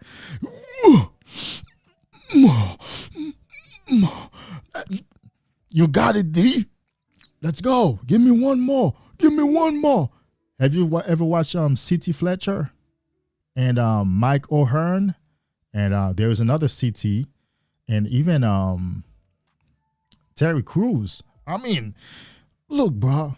So it's in us to succeed at anything we put ourselves to. Do you know a woman has to work hard to establish focus, to sit down quietly and focus, because she's not designed for that. She's designed to be all over the place. She's designed to connect to everything around her. A man has focus naturally. Sit down and shoo. Have you ever heard that a man can't multitask? Can't talk to one person and do something at the same time? Yeah. But a woman will test you and try to ask you to multitask. No. I'm talking, and she's like, well, baby, you can eat while you're talking. No. I'm talking. I can't do both. Now I can eat silently, but if I'm talking, I can eat.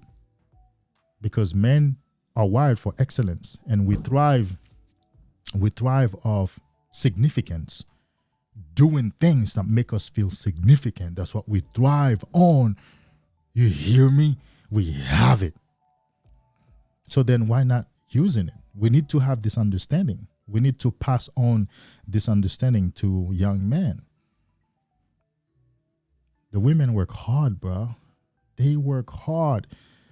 A woman takes a loss really hard because she's not built for significance like that. She's built for relationship. So when she loses in any sports or game, she takes it hard because her mind is naturally thinking, I feel ashamed in front of these people. Amen? Nah, man. I tried it. I went for it. No, don't worry. I'll come back for it. This is my throne. This is my medal. I'll be back for it.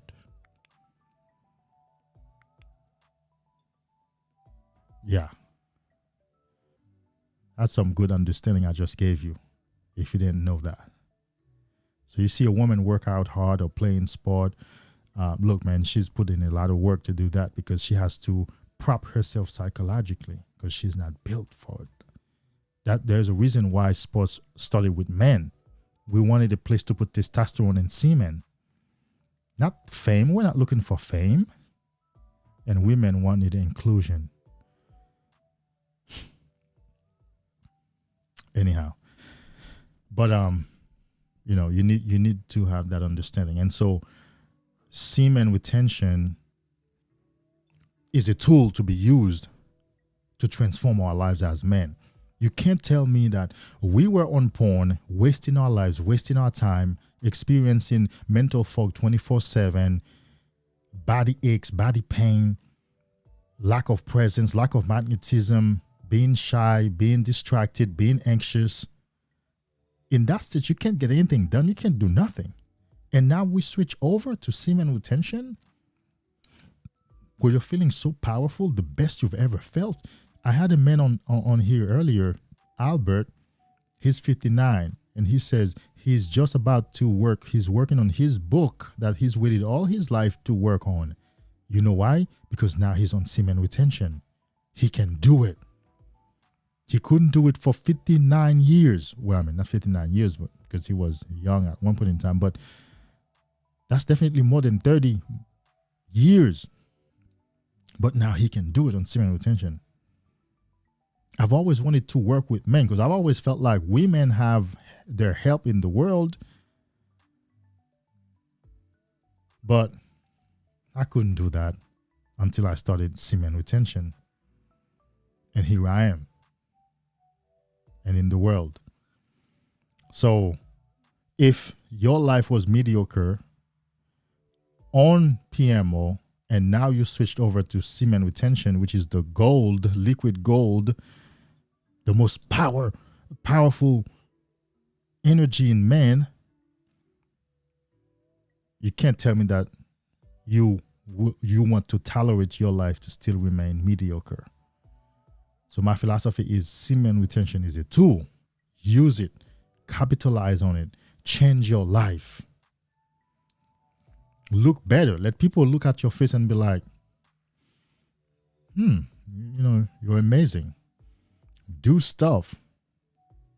Move. Get in better relationships. And I mean all kind of relationships, build your character, work on some projects, collaborate with people, pick up new dreams, revisit an old dream, a dream that you pushed under the, into a corner and you put on the back burner.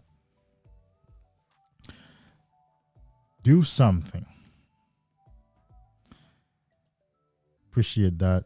Negro Damis, welcome back, man. Thank you for being here, bro. Thank you for being here again.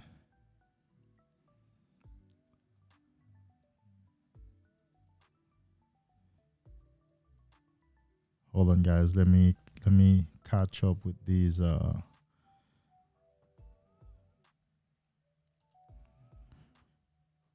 Chevian. So has the spiritual growth while on NoFap. Was talking to a brother about this yesterday, and I was the first person he ever talked to about that. Spiritual growth is amazing.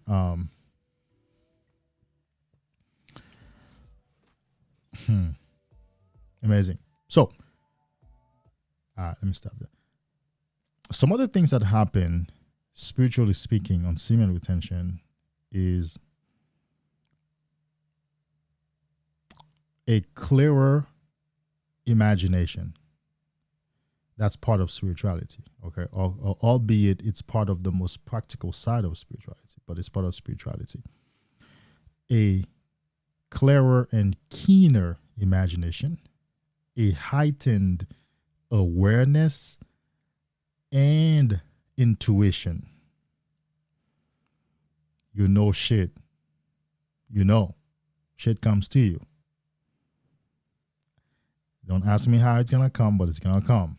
And when it comes, you will know how to differentiate between your own thoughts and that intuitive hit or that revelation from source or from the universe. You will know. Your perception will go higher, deeper, and more stronger. You will perceive truth and perceive realities beyond the physical plane. Like you will hear with the eyes behind your eyes. With the ears behind your ears. And you will see with the eyes behind your eyes. So you won't have to have your eyes open to see. You will become wiser. Wiser in the sense of every conversation I'm involved in, I kid you not, every conversation I'm involved in, something is always speaking with me as I'm speaking with the person. And I'm not talking about my thoughts. And so that something is always giving me the most spiritual perspective in the conversation. I need you to hear that. I really need you to get this. While talking to an individual, there is a voice that's speaking with me that's maintaining my perspective and my interaction with that person at the highest spiritual level. I don't know if you understand what that means. So while the person, for example, if the person gets mad, right? I recently had a lady who got so mad at me. The only thing I asked her was, "What's wrong with you?" And she let me have it. In that moment, the voice was saying, something is wrong with this lady. Like, is she testing you? Now, that wasn't my woman. It was a business transaction.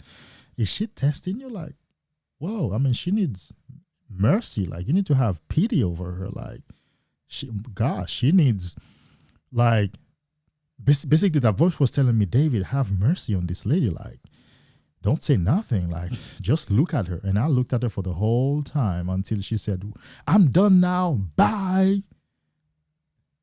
And I went my way.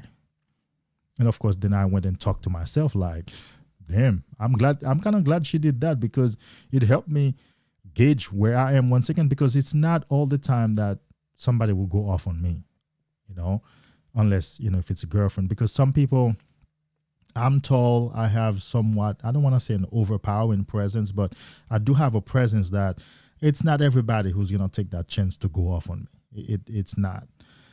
So I don't experience that all the time or often. So I was like, it was good that she went off on me. She wasn't right, but I'm saying that for my own spiritual growth, right? because it gave me an opportunity to gauge my own growth or my own where I'm at right now. I was puzzled and confused, like, whoa, what? So this is what I'm saying. Something in me was giving me the perspective of, you need to have the highest spiritual perspective right now, which means not engaging this foolishness with her type of thing, right? Now, these are on the lower part of the spiritual growth scale on Semen Retention. The higher part is a sense of connectedness to the whole, a sense of I am a drop in an ocean. And there we go. And also a sense of no longer fearing death, because you understand that you're part of the ocean. That's what you came from. And when the day comes, that's where you would go. There's nowhere else to go. And you make peace with it. I recently, about 2 months ago, a guy pulled a gun on me. I'm strapped too, but I didn't fret and reach out for mine. I didn't fret. Look, but you know what happened, bro? A simp. He was a simp. I pulled up somewhere and a woman, kind of like flagged me down on the road. So I slowed down, rolled down my window and asked her, yes. She thought I was an Uber or something. And she said, oh, that's not you. And I drove off. So I guess the woman had an argument with her man, came down, trying to get an Uber or something. I don't know, got picked up by somebody. And when he saw that I was talking to her, he ran down with his gun saying, is that him? That's who's picking you up? I said, bro, chill out. I'm just passing. She stopped me. Whoa, chill out. But of course, gun in hand. And I wasn't in the ghetto either. But what am I saying? I had no fear. Because really, so let's say, I am strapped, but he had the upper hand. Because I'm in the car, didn't expect that. He's right there. Should he have fired and I died? Well, that would be it. That's it. No problem. You feel more ready to die. I know it's not going to sound intuitive, but you have reached a place where you are at peace with death, should it come.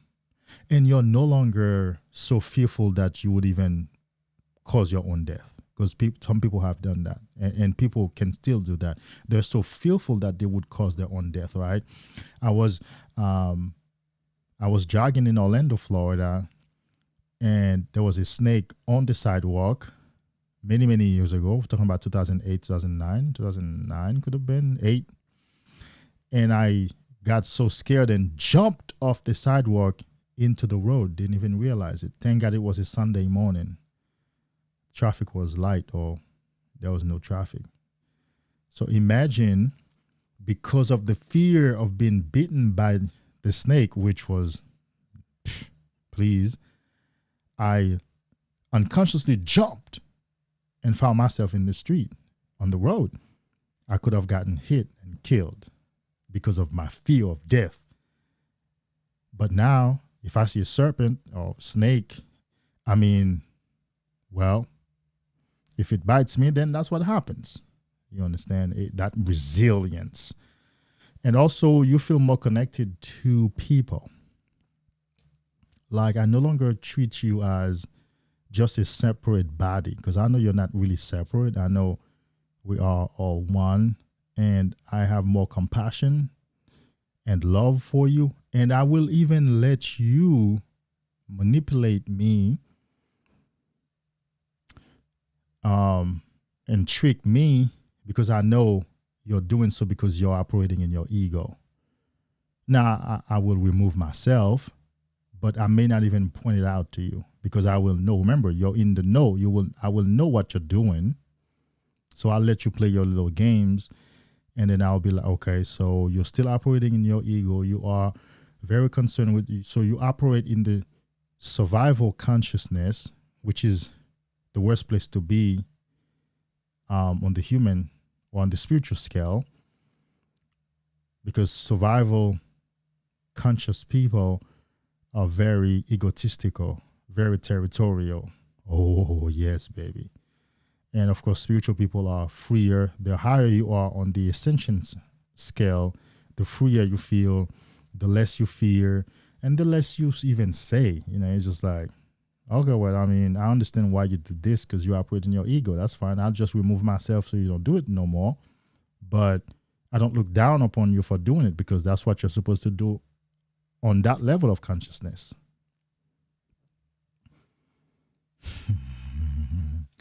Meditation is easier, which takes me to another point, and I'm gonna stop here on this topic.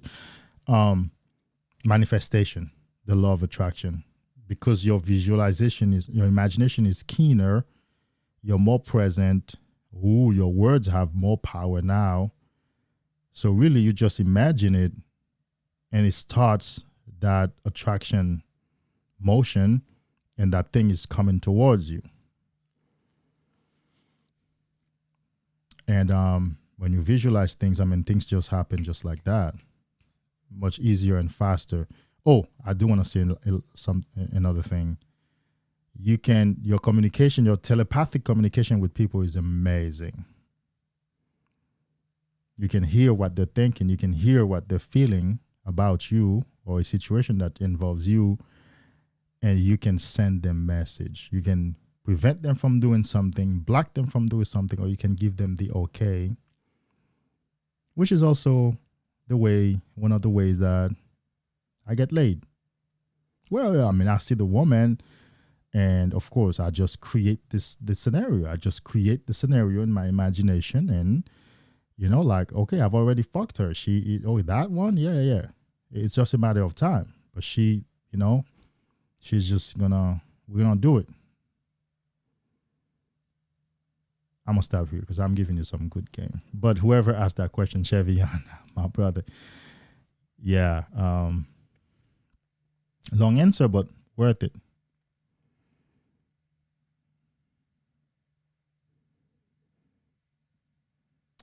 Yeah, I did say thank you, my brother. Appreciate it. Thank you for being here, man. It was just supposed to be a quick check-in for No Nut November, but I'm 2 hours in. Yeah. So, hey, ask me a question. I mean, I think I've answered some good questions tonight. Too bad that I won't be able to use video, turn these into smaller videos, because my system, I have a 1 terabyte hard external drive. For some reason, every once in a while, in the midst of recording, I got an error message that it's not being saved.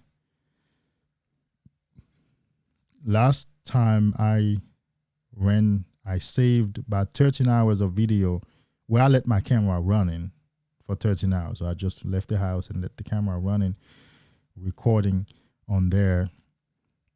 And there was still some space left, of course. And of course, I deleted it, but because I was just testing it.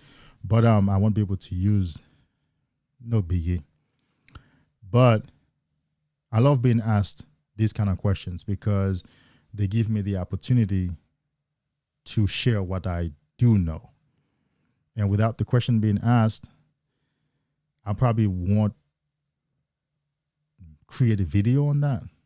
And that's why a person like me has to be a teacher in the open world. Because sometimes you won't share something unless it's being asked, a question is being asked. Yeah. So let's go. Somebody else. There we go. Another question. Odinga Mubutu. You from Nigeria? Here's why I'm asking, because at this time, I think it's 6 o'clock for you, like 6 o'clock in the morning. Usually that's when you guys come online. And your name. If a thought occurs because of a preceding thought, then it is your own thought. However, if it is a thought that just occurs with no logical order, then it is a message external to you. I agree, and you're referring to the difference between intuition and your own ego chatter. Yes. And this is the explanation for being able to differentiate between an intuitive hit and your own BS, your own ego chatter, your own ego voice. And it's interesting because I was in the church. That's my background. The question was always asked, well, how do I differentiate the voice of God and my own voice? Yeah, you have to learn it. Yeah, you have to learn it. And in fact, his comment is very simplistic, but inside of that can write a book. How to differentiate. If there is a logical order, if you were thinking these thoughts, and the most simplest explanation I've heard, which I adhere to, I may not give it, but because I'm not that simple, but if it just hits you out of the blue, you have nothing to connect it to, it's the voice of God, or it's the intuition that just came in. It's a message being relayed to you. But if you spent the whole day thinking about her, you had some, off and on, and now you have a moment and you're like, oh, I think I got a revelation that I should reach out to her. Nah, man. It's your brain arriving at the most logical conclusion, and that's what we call it. Your brain always draws the most logical conclusion from all of the stimuli, from all of the impressions. So whatever you were taking in, whatever you had thought about before, your brain is going to draw the most logical conclusion. So, no kidding. You're from Haiti. Ou parle créole?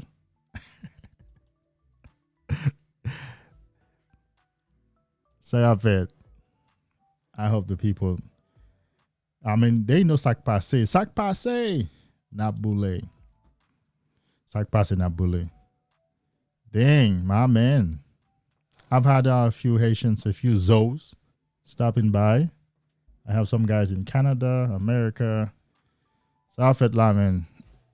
De konen maïsien bat ne? Ouwe aksan, what's in maïsien met la? Ou konen haïsien bien mon show, ouwe aksan bat. Ou konen mi aksan met la. Yeah, man. Nèg la. A boule bat ne. And so, you are right. You are right. Yeah. I know. C'est haïtien gen go penser deep ça bat ne, gen go penser profond ça bat ne. So on go réponse profonde sot bay la bat ne.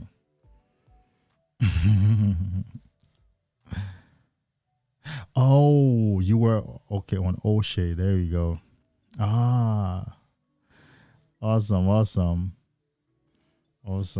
Yeah, I've been on the Hog. That's how, yeah. We haven't had it in a long time though. I don't know why, but I think O'Shea is going back to Poland. Yeah. So he's in transition. So I guess perhaps that's why we haven't had that Holo game. But yeah, well, thanks for coming over. So you did come and subscribe that one time. So it's good to have you. De penser ça, me dit quête, monsieur, ça son gros pensée profonde, oui, men, dit, mon ça a pensé, men, et comme ça l'a dit, arrête là.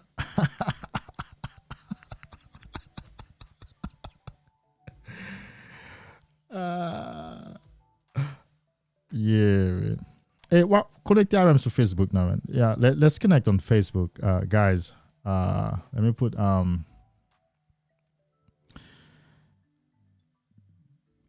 yeah, I just went back to Facebook about a month and a half ago, and I'm liking the experience now because it's no longer I'm there to be entertained, but I'm also giving something. I've been making some good friends, some good female friends too. Yeah, they just come. So let me drop a Facebook link for you guys to connect with me. Give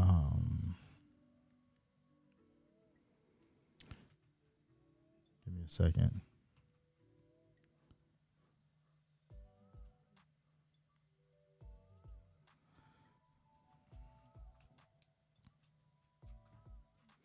So are you checking in on for No Nut November, bro? Or maybe that you're not on this journey? Because we're doing a No Nut November check-in. Like okay, here we go.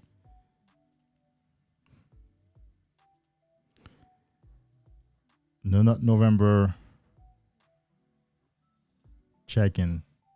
Are you still on? It's day 17 now. Have you relapsed? Did you relapse and start over? Are you still going strong? I can't see your answer right now. I'll be back in a second. I'm just trying to get that link for you.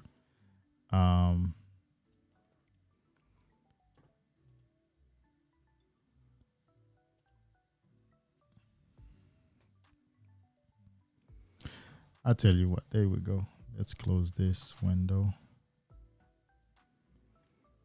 All right. So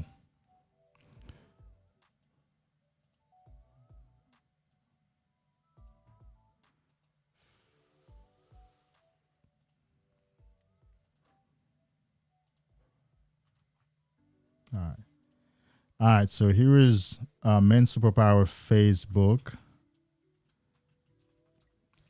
Et so ça fait moins ou like page ça, I ça vos message pour moi et puis m'a add as friend from my main page. For some reason I couldn't get a link to my main, like my personal page. So if you guys want to like this page for me, and then Odinga, if you send me a message, I'll just go ahead and add you using my main page. I can't find a link for my main page. It just says facebook.com when I'm at the home page. So that's not a link. That's just gonna open the real, the main page. That's not my personal link. I don't know if I need to design one. Facebook is a different place from the time I left, how I knew it. But it's working for me this time. It's good. Oh, okay. Yeah, good. So somebody else said something. I'll come back to an earlier comment. So the No Nut November is every November. The men in the manosphere, put a challenge where we hold our semen. We try to hold our semen for 30 days for the whole November. That means no porn, no jerking off. Not sure if that means no sex, because some guys can have sex without ejaculating. But basically the goal is to hold that semen for 30 days. And the goal and the reason behind that is to give you a taste for the power that exists in semen retention, the power, the presence, the magnetism, the joy, the motivation that results when your semen supply is high in you. Some people do call it Um, some people do call it No Porn November also, but it's more than just No Porn November. We also don't, we want to keep from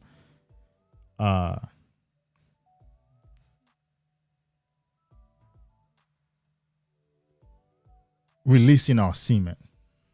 So that's the No Nut November, from November 1st till November 30th. I think, well, November only has 30 days, right? Yeah, correct. So that's No Nut November. Hashtag No Nut November, one word. And so this is my 5th live in 16 days for No Nut November. We practice semen retention. That means we don't watch porn, we don't ejaculate. If we do have sex, we have sex without ejaculation. We stretch the time between ejaculation, essentially. We stretch it, because when that energy is in us, we feel the most powerful, the most present, the most creative, the most alert, inspired. And so that's the practice there. And I do these lives to encourage guys to check in, to share some knowledge as a creator. So this is what it is.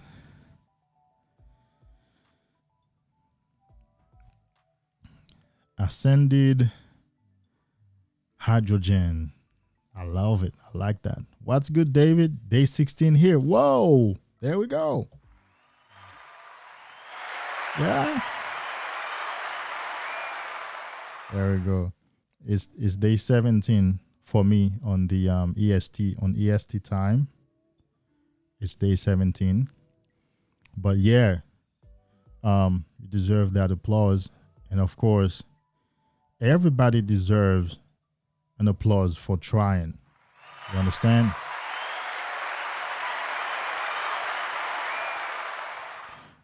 For trying and for getting on it. Because it's better to try than, not to try at all. So really everybody who has tried, every man who has tried 1 or 2 days, man, nobody can say that you've never done No Nut November because you tried it for 2 days. So congrats, my bro, and welcome back. Appreciate you. Mark.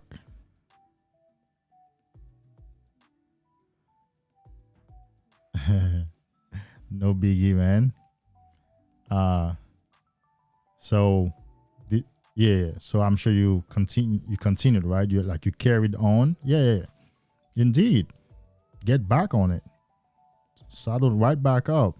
Hey, like I like to say, my philosophy for this work, for this journey, is really masculine excellence.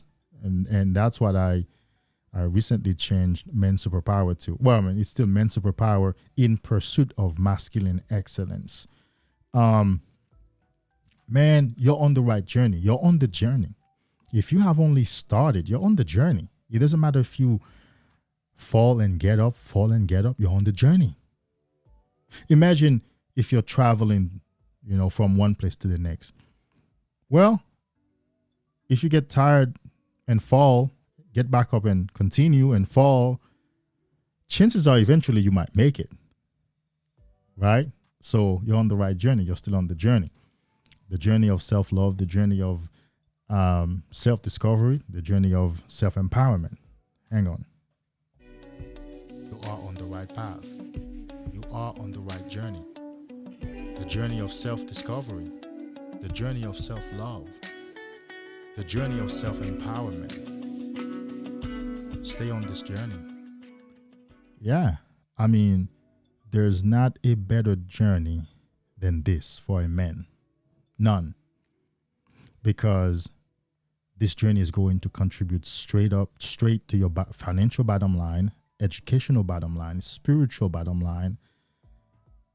I mean, I guess I would want it to be spiritual upline, but it's a financial term. That's why we say bottom line, because it's the draw, is the line between profits and expenses. So I'm sorry, revenue and expenses. So that's the bottom line. The bottom line is the profit. It's the positive number. We want it to be a positive number. And of course, before business school and managerial accounting, I didn't understand, why is it the bottom line? Like, why is the line at the bottom? I think I've heard somebody else say that, jokingly, if the line is so important, why is it at the bottom? The bottom line is is the way we juxtapose revenue or operational revenue minus expenses, and then you have a net profit or loss. So that's the bottom line. And so this journey contributes to all your bottom lines: spiritual, psychological, emotional, financial, personal. So it's the right journey. Stay on it, bro. It doesn't matter. You did 5 days. That's better than 0. Man, look, I've heard all kind of stuff. I've heard guys say, look, true story. I saw something on Facebook, because I belong to a lot of no-fap semen retention groups.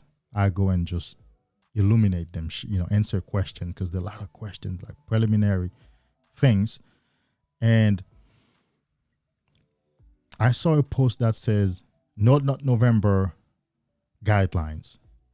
And one of the guidelines was, if you release once, you're out. You're out until next year. Why? I mean, yeah, okay, you're probably off the challenge, but you can turn it into your own challenge and continue holding semen. People can become very, what's the term I'm looking for? Not possessive, but fanatical. Yes, fanatical. And they attach so much to that idea and the pride of whatever it is that they're involved in, that they can forget that they're human beings and that there is a greater purpose at work. For me, the greater purpose is a man who kept semen for 5 days had an opportunity to experience a higher level of operation, a higher level of mental clarity, higher level of physical energy and presence. That's what I'm for. So he should continue. And that's why I promote No Nut November. I promote it so that the men who never heard of semen retention or who don't want to start to do semen retention as a lifestyle, they get an opportunity to test it and taste it. And that might be how they decide to be on semen retention as a journey. Man, Jojo.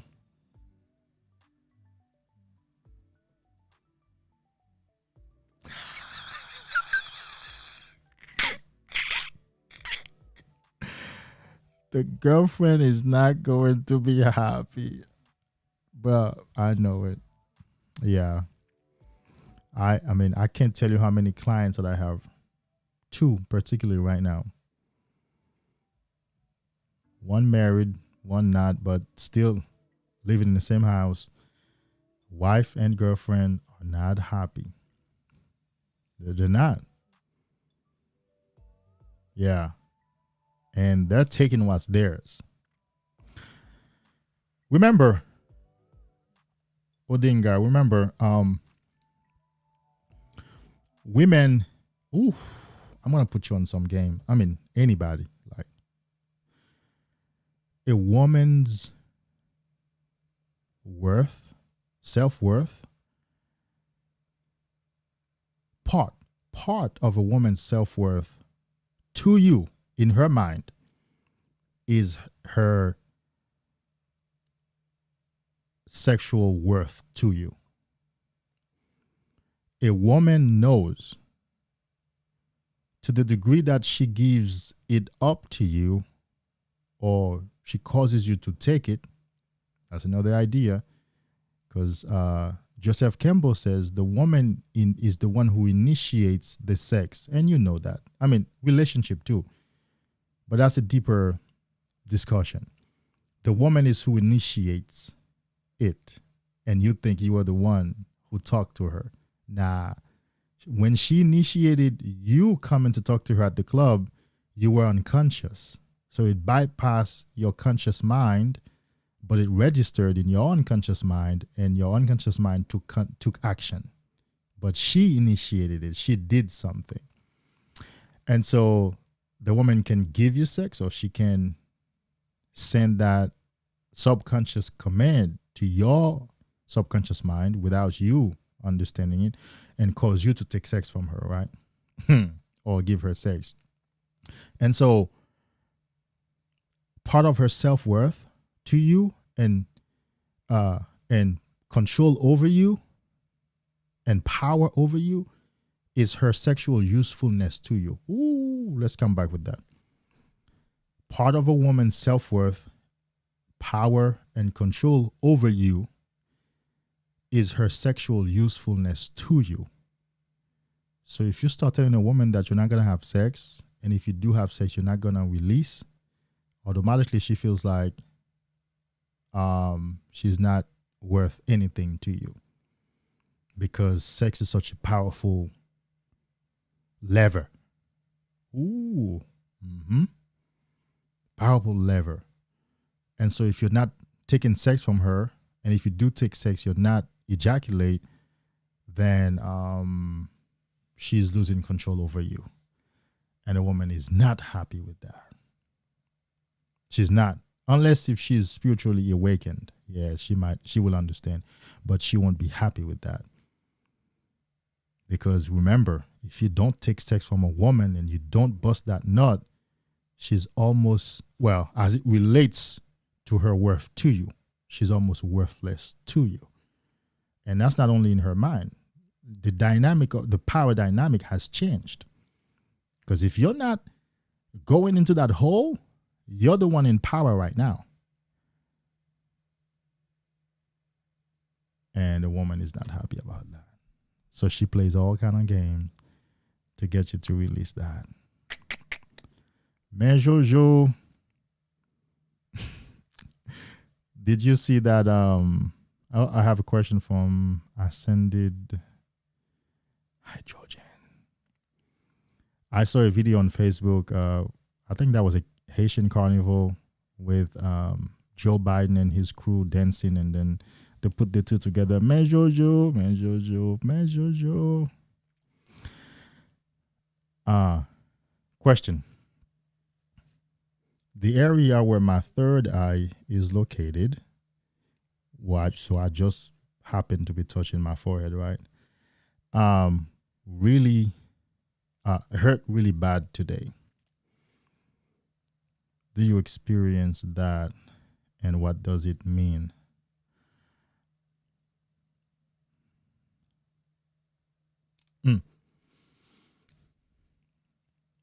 I have experienced that, and I'm going to tell you what I thought it was. Well, when I did experience that, it was, I was very low on semen. I was very low on energy. So essentially what that was, well, not mental fog, but remember now, it was basically my brain low on energy, low on nutrients.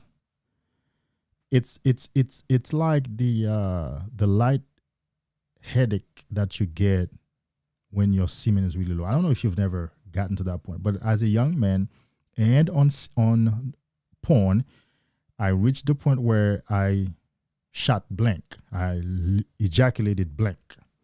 So there was nothing in. And in that state, not only my shoulders were hurting, my back was hurting, my spine hurt, and also that area hurt really bad. And when my semen was high, my energy was high, they didn't hurt. That was my experience. Now I don't know if yours could also be something else, but that was my experience. But a lot of men have reported having that area hurt or having that lightheadedness when they're very low on semen. I mean like shooting blank type of low. Essentially, it could be your prefrontal cortex frying because there's not enough lube. It's not being lubricated. There's not enough nutrients and subtle energy. Remember, that's your crown chakra, and a chakra simply means a wheel or an energy center of the body. And your semen is a subtle energy flowing in the body. When you look at the ground when the sun is coming up, there's this subtle energy. Oh, but it's always there. I'm sorry. You can see it in the morning. Well, on the spiritual journey, you can perceive that. You can perceive waves in the air. You can perceive aura. So you can perceive that at any time. I can, but I'm saying for somebody else who may not be able to do that, when the sun is coming up in the morning, you can see that heat radiating from the ground. Well, it's because there's a subtle energy there that's invisible to the naked eye, but it's there. So that's how the semen flows through the body. The energy is subtle, and yet it feeds the whole body. And this is a chakra center or an energy center. So if you're really low on energy, it would have to hurt.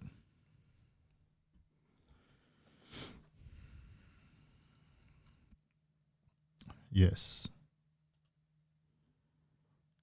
Man Jojo. What's up? Like I fed.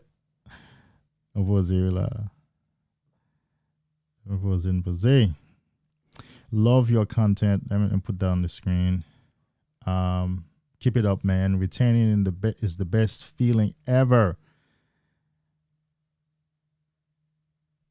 Yeah. I can't push from that. Okay, there we go. I have good sex without releasing. Yeah, tell me about it. And I encourage every guy to get to that point of what is called NEO. You can call it tantric practices, but when I learned it, it was NEO, non-ejaculatory orgasm. Bruh, we bang not only hard, long. In fact, when I began semen retention and I began to practice NEO and I could have sex without ejaculating, I stopped quickies. I tell a woman, no, you can't come through for a quickie no more. I can't do it.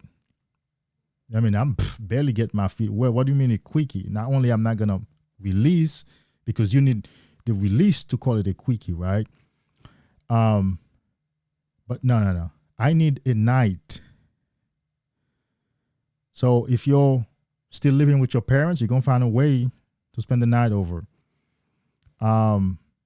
If you work overnight, usually those women work overnight. Okay, well, hey, you're scheduled to work for me for the night. And I would tell a woman, I need at least from 4 p.m. until past midnight if you're going to leave. If you're going to leave my house, you need to come here around 3 or 4 p.m. and then you leave after midnight. I need that time because it's round after round. And when we're done, you're going to want another round. That's what the song says. What is Trey song or what's his name? Light skinned boy. I can't remember his name for nothing. Somebody mentioned him last night. He's getting an OnlyFans account. Chris Brown. But I guarantee you when we're done, you're going to want another round and another round. So, yeah, man, it's the place to get. It's the place to get. It's where kings reside. Yeah. Dang. But yes, Jojo, you're right. Thank you very much, man. I appreciate it. Thank you for stopping by. Got my peeps in the house. True. They want to see that ejaculation. Yes, women. I like to say that women are. I don't want to. I used to. Yeah, sometimes I do say they are addicted to your ejaculation, but it's more than ejaculation. You know, lately I was processing that thought by myself, and I said, well, I think you need to start changing the word from addicted to more like they're wired for it. Their system is wired for it. Their brain is wired for it. She wants that because, as I have always explained so many times, the point where you are about to ejaculate is the most pleasurable for both you and the woman. You know what she looks forward to? She looks forward to your penis getting so hard. And that's the point she could say, for my Haitian peeps, oh, chérie, bois du, chérie, bois cassé on them. Anyhow, like she would say, oh my God, this dick, your dick is so hard, baby. That thing is going to destroy my pussy. Because you get so hard, right? And then the tip of your penis enlarges. It gets bigger on the inside. So there's more friction. Her grooves feel that pressure more. And of course, what else do you do when you're about to bust a nut? You go fast and hard. You're a beast. It's a lot of energetic transfer to her. That power and that presence. Don't think it's just banging. Don't think it's just, what do we say? Pounding. No, it's not just body hitting against body. It's way more than that. That friction produces so much energy. You're literally feeding that woman's soul. You're literally renewing her energy supply. You're literally tapping her energy supply off. Man, have you ever fucked, like, giving a woman a good fuck, bro? When she's done, she can't move. She just lied on the bed, and in a few seconds, you know what you hear? Snoring. Baby, get up. Go clean. Oh, yeah, babe, I can't get up. Give me a few minutes. Or she would be rubbing her thighs left and right. Going left, especially a woman who doesn't want to fall in love, right? Oh my God, look what you done did to me. Oh my God, I think you're trying to make me fall in love. Oh my God. And she's going left and right, and then she'll be giving you that look like, oh my God. Wow, I never thought, it's a lot of you that you give her. And that's why awakened men, such as we are, we stop doing that for nothing like that, because it's a lot. You see, when a man has awakened, he no longer accepts sexual favors. There's no sexual favors. What do you mean? Like, it's just you giving to me? Heck no. You give more to the woman than the woman gives to you. Do you know what she gives to you? She gives you friction to eventually release that nut. But the nut itself, the substance itself, has a lot of nutritious value for her body. Do you know that?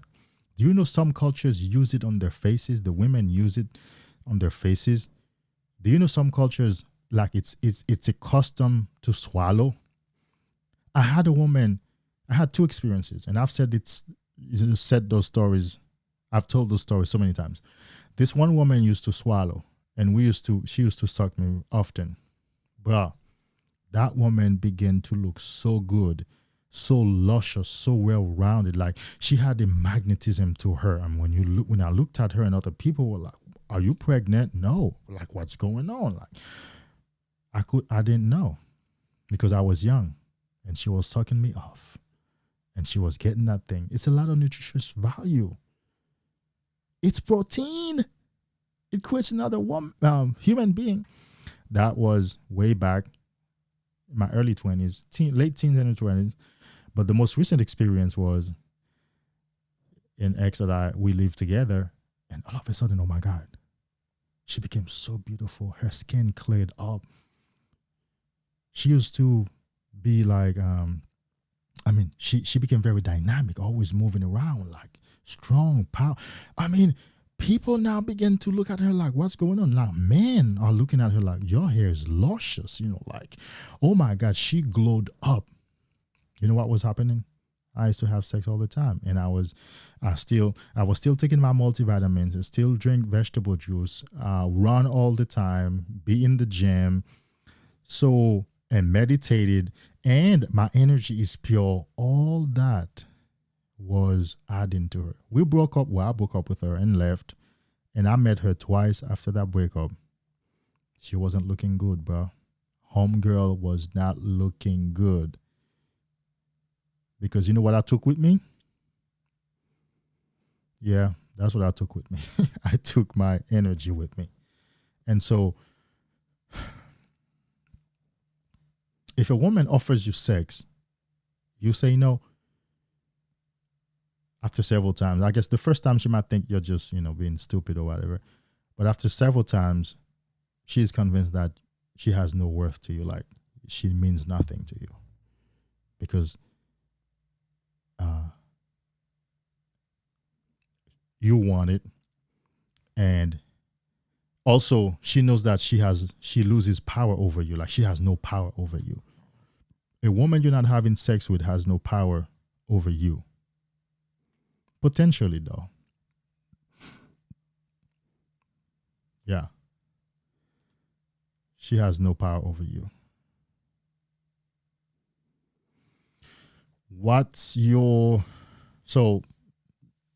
Man Jojo, thanks for stopping by. I appreciate the comment, man. Appreciate the love. And Odinga, hey, there's another Zo in the house too. Odinga and Jojo.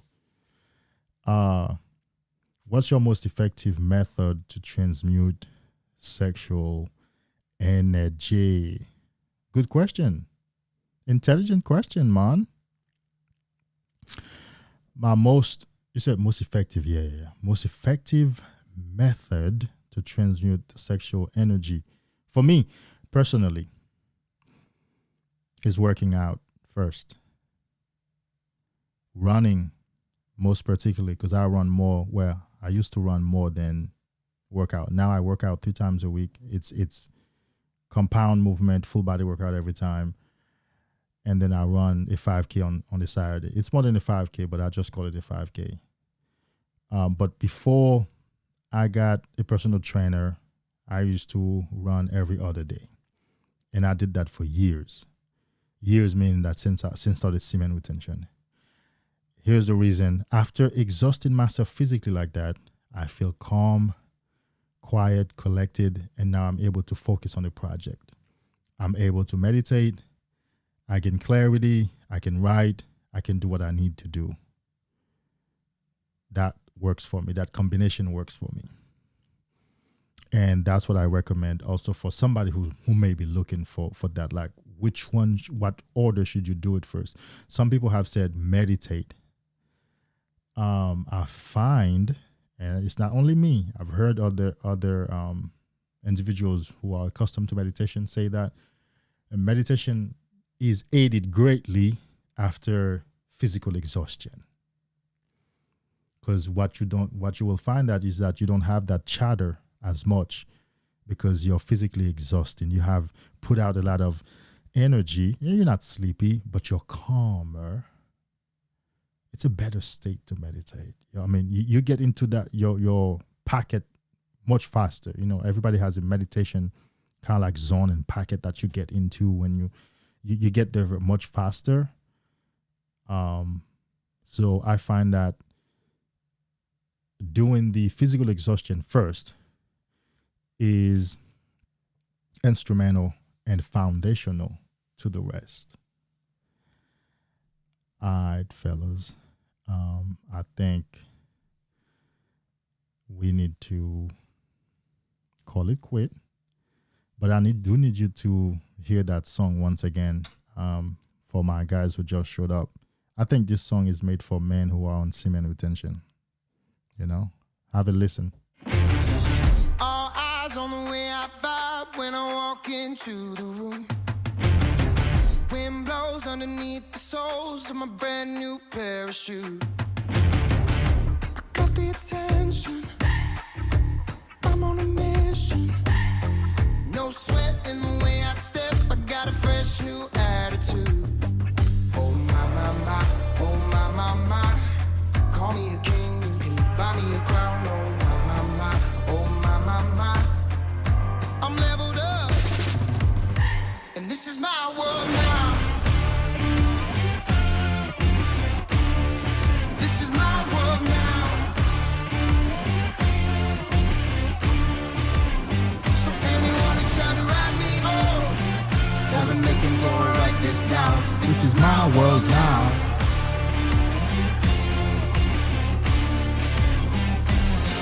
New look, got the ladies shook.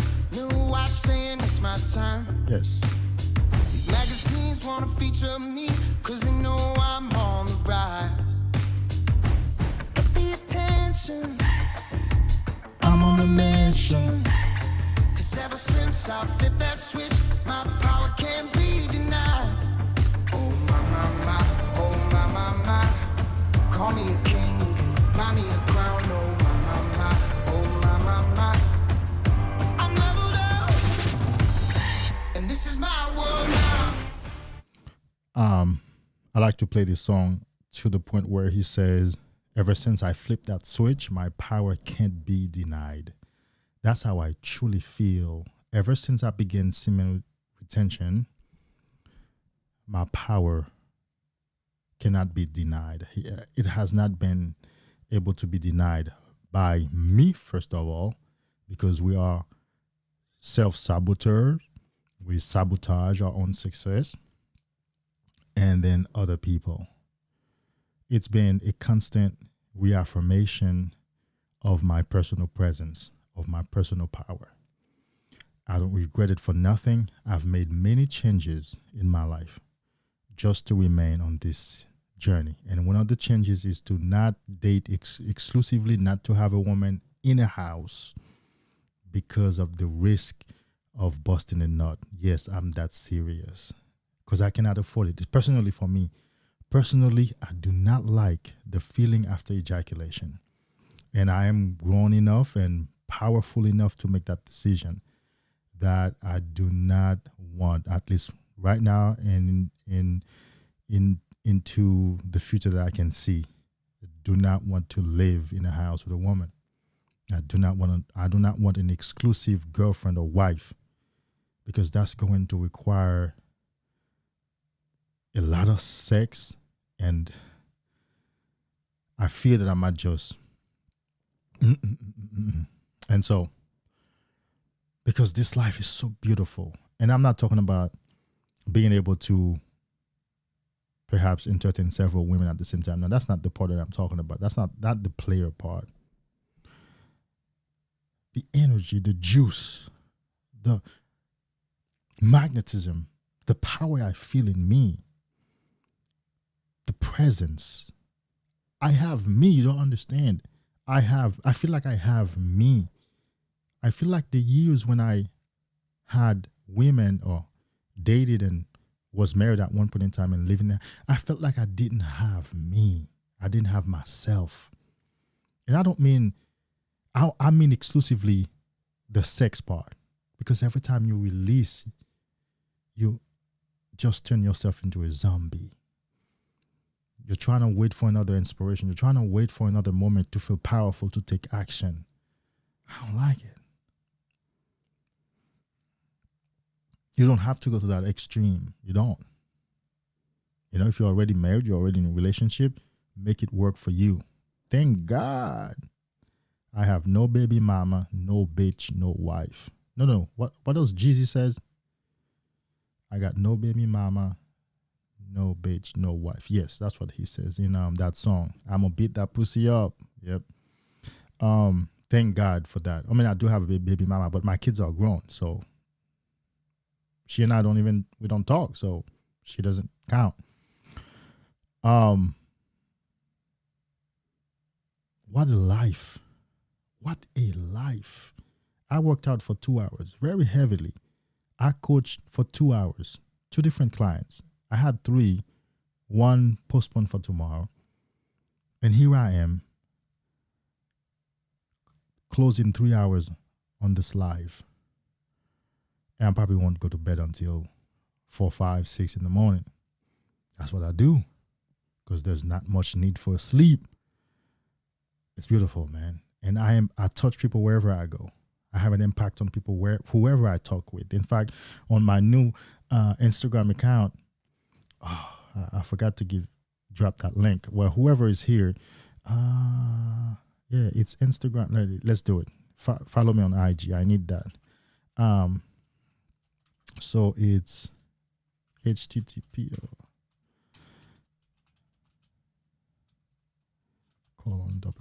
then Instagram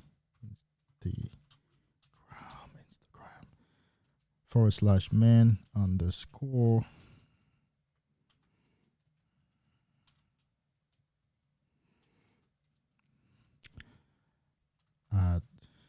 is it?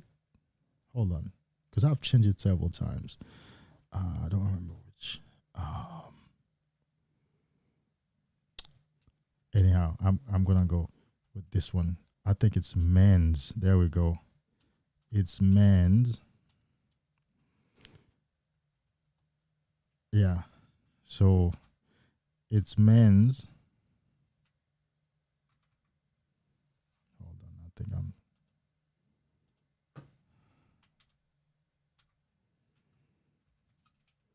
And then superpower.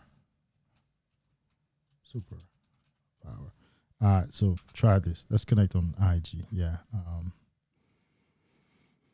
Yeah, I think it's men's_superpower. Yeah. So I put on Instagram, you vibe with me, what I put, for 5 minutes, I might change your life. That's my truth. That's my reality. It's true for me. I said, I think I'm the shit. Vibe with me and your life might change in 5 minutes. I love this life better. I mean, I operate in my purpose. I love touching people. I love impacting people. I love working towards my greater purpose every single day. I wish I knew that when I was younger, but I didn't. And so you ain't got to do it this way, but focus on your purpose. Focus on the best life that you can live for yourself. And remember, each time you keep that semen without busting that nut, it's a wonderful day because it is yourself. Remember, it's the right journey. Stay on this journey. You are on the right path. You are on the right journey. The journey of self-discovery, the journey of self-love, the journey of self-empowerment. Stay on the journey. Thank you guys for hanging out with me. It's late. Well, it's not late. Don't say it. It's not late because it's morning somewhere. It's night somewhere else. So I'll see you next time. I think I'm going to do another live maybe this week again for November to get in touch with you guys. Until next time, you are kings. Stay in your kingdom. Namaste. You are on the right path. You are on the right journey. The journey of self-discovery. The journey of self-love. The journey of self-empowerment. Stay on this journey.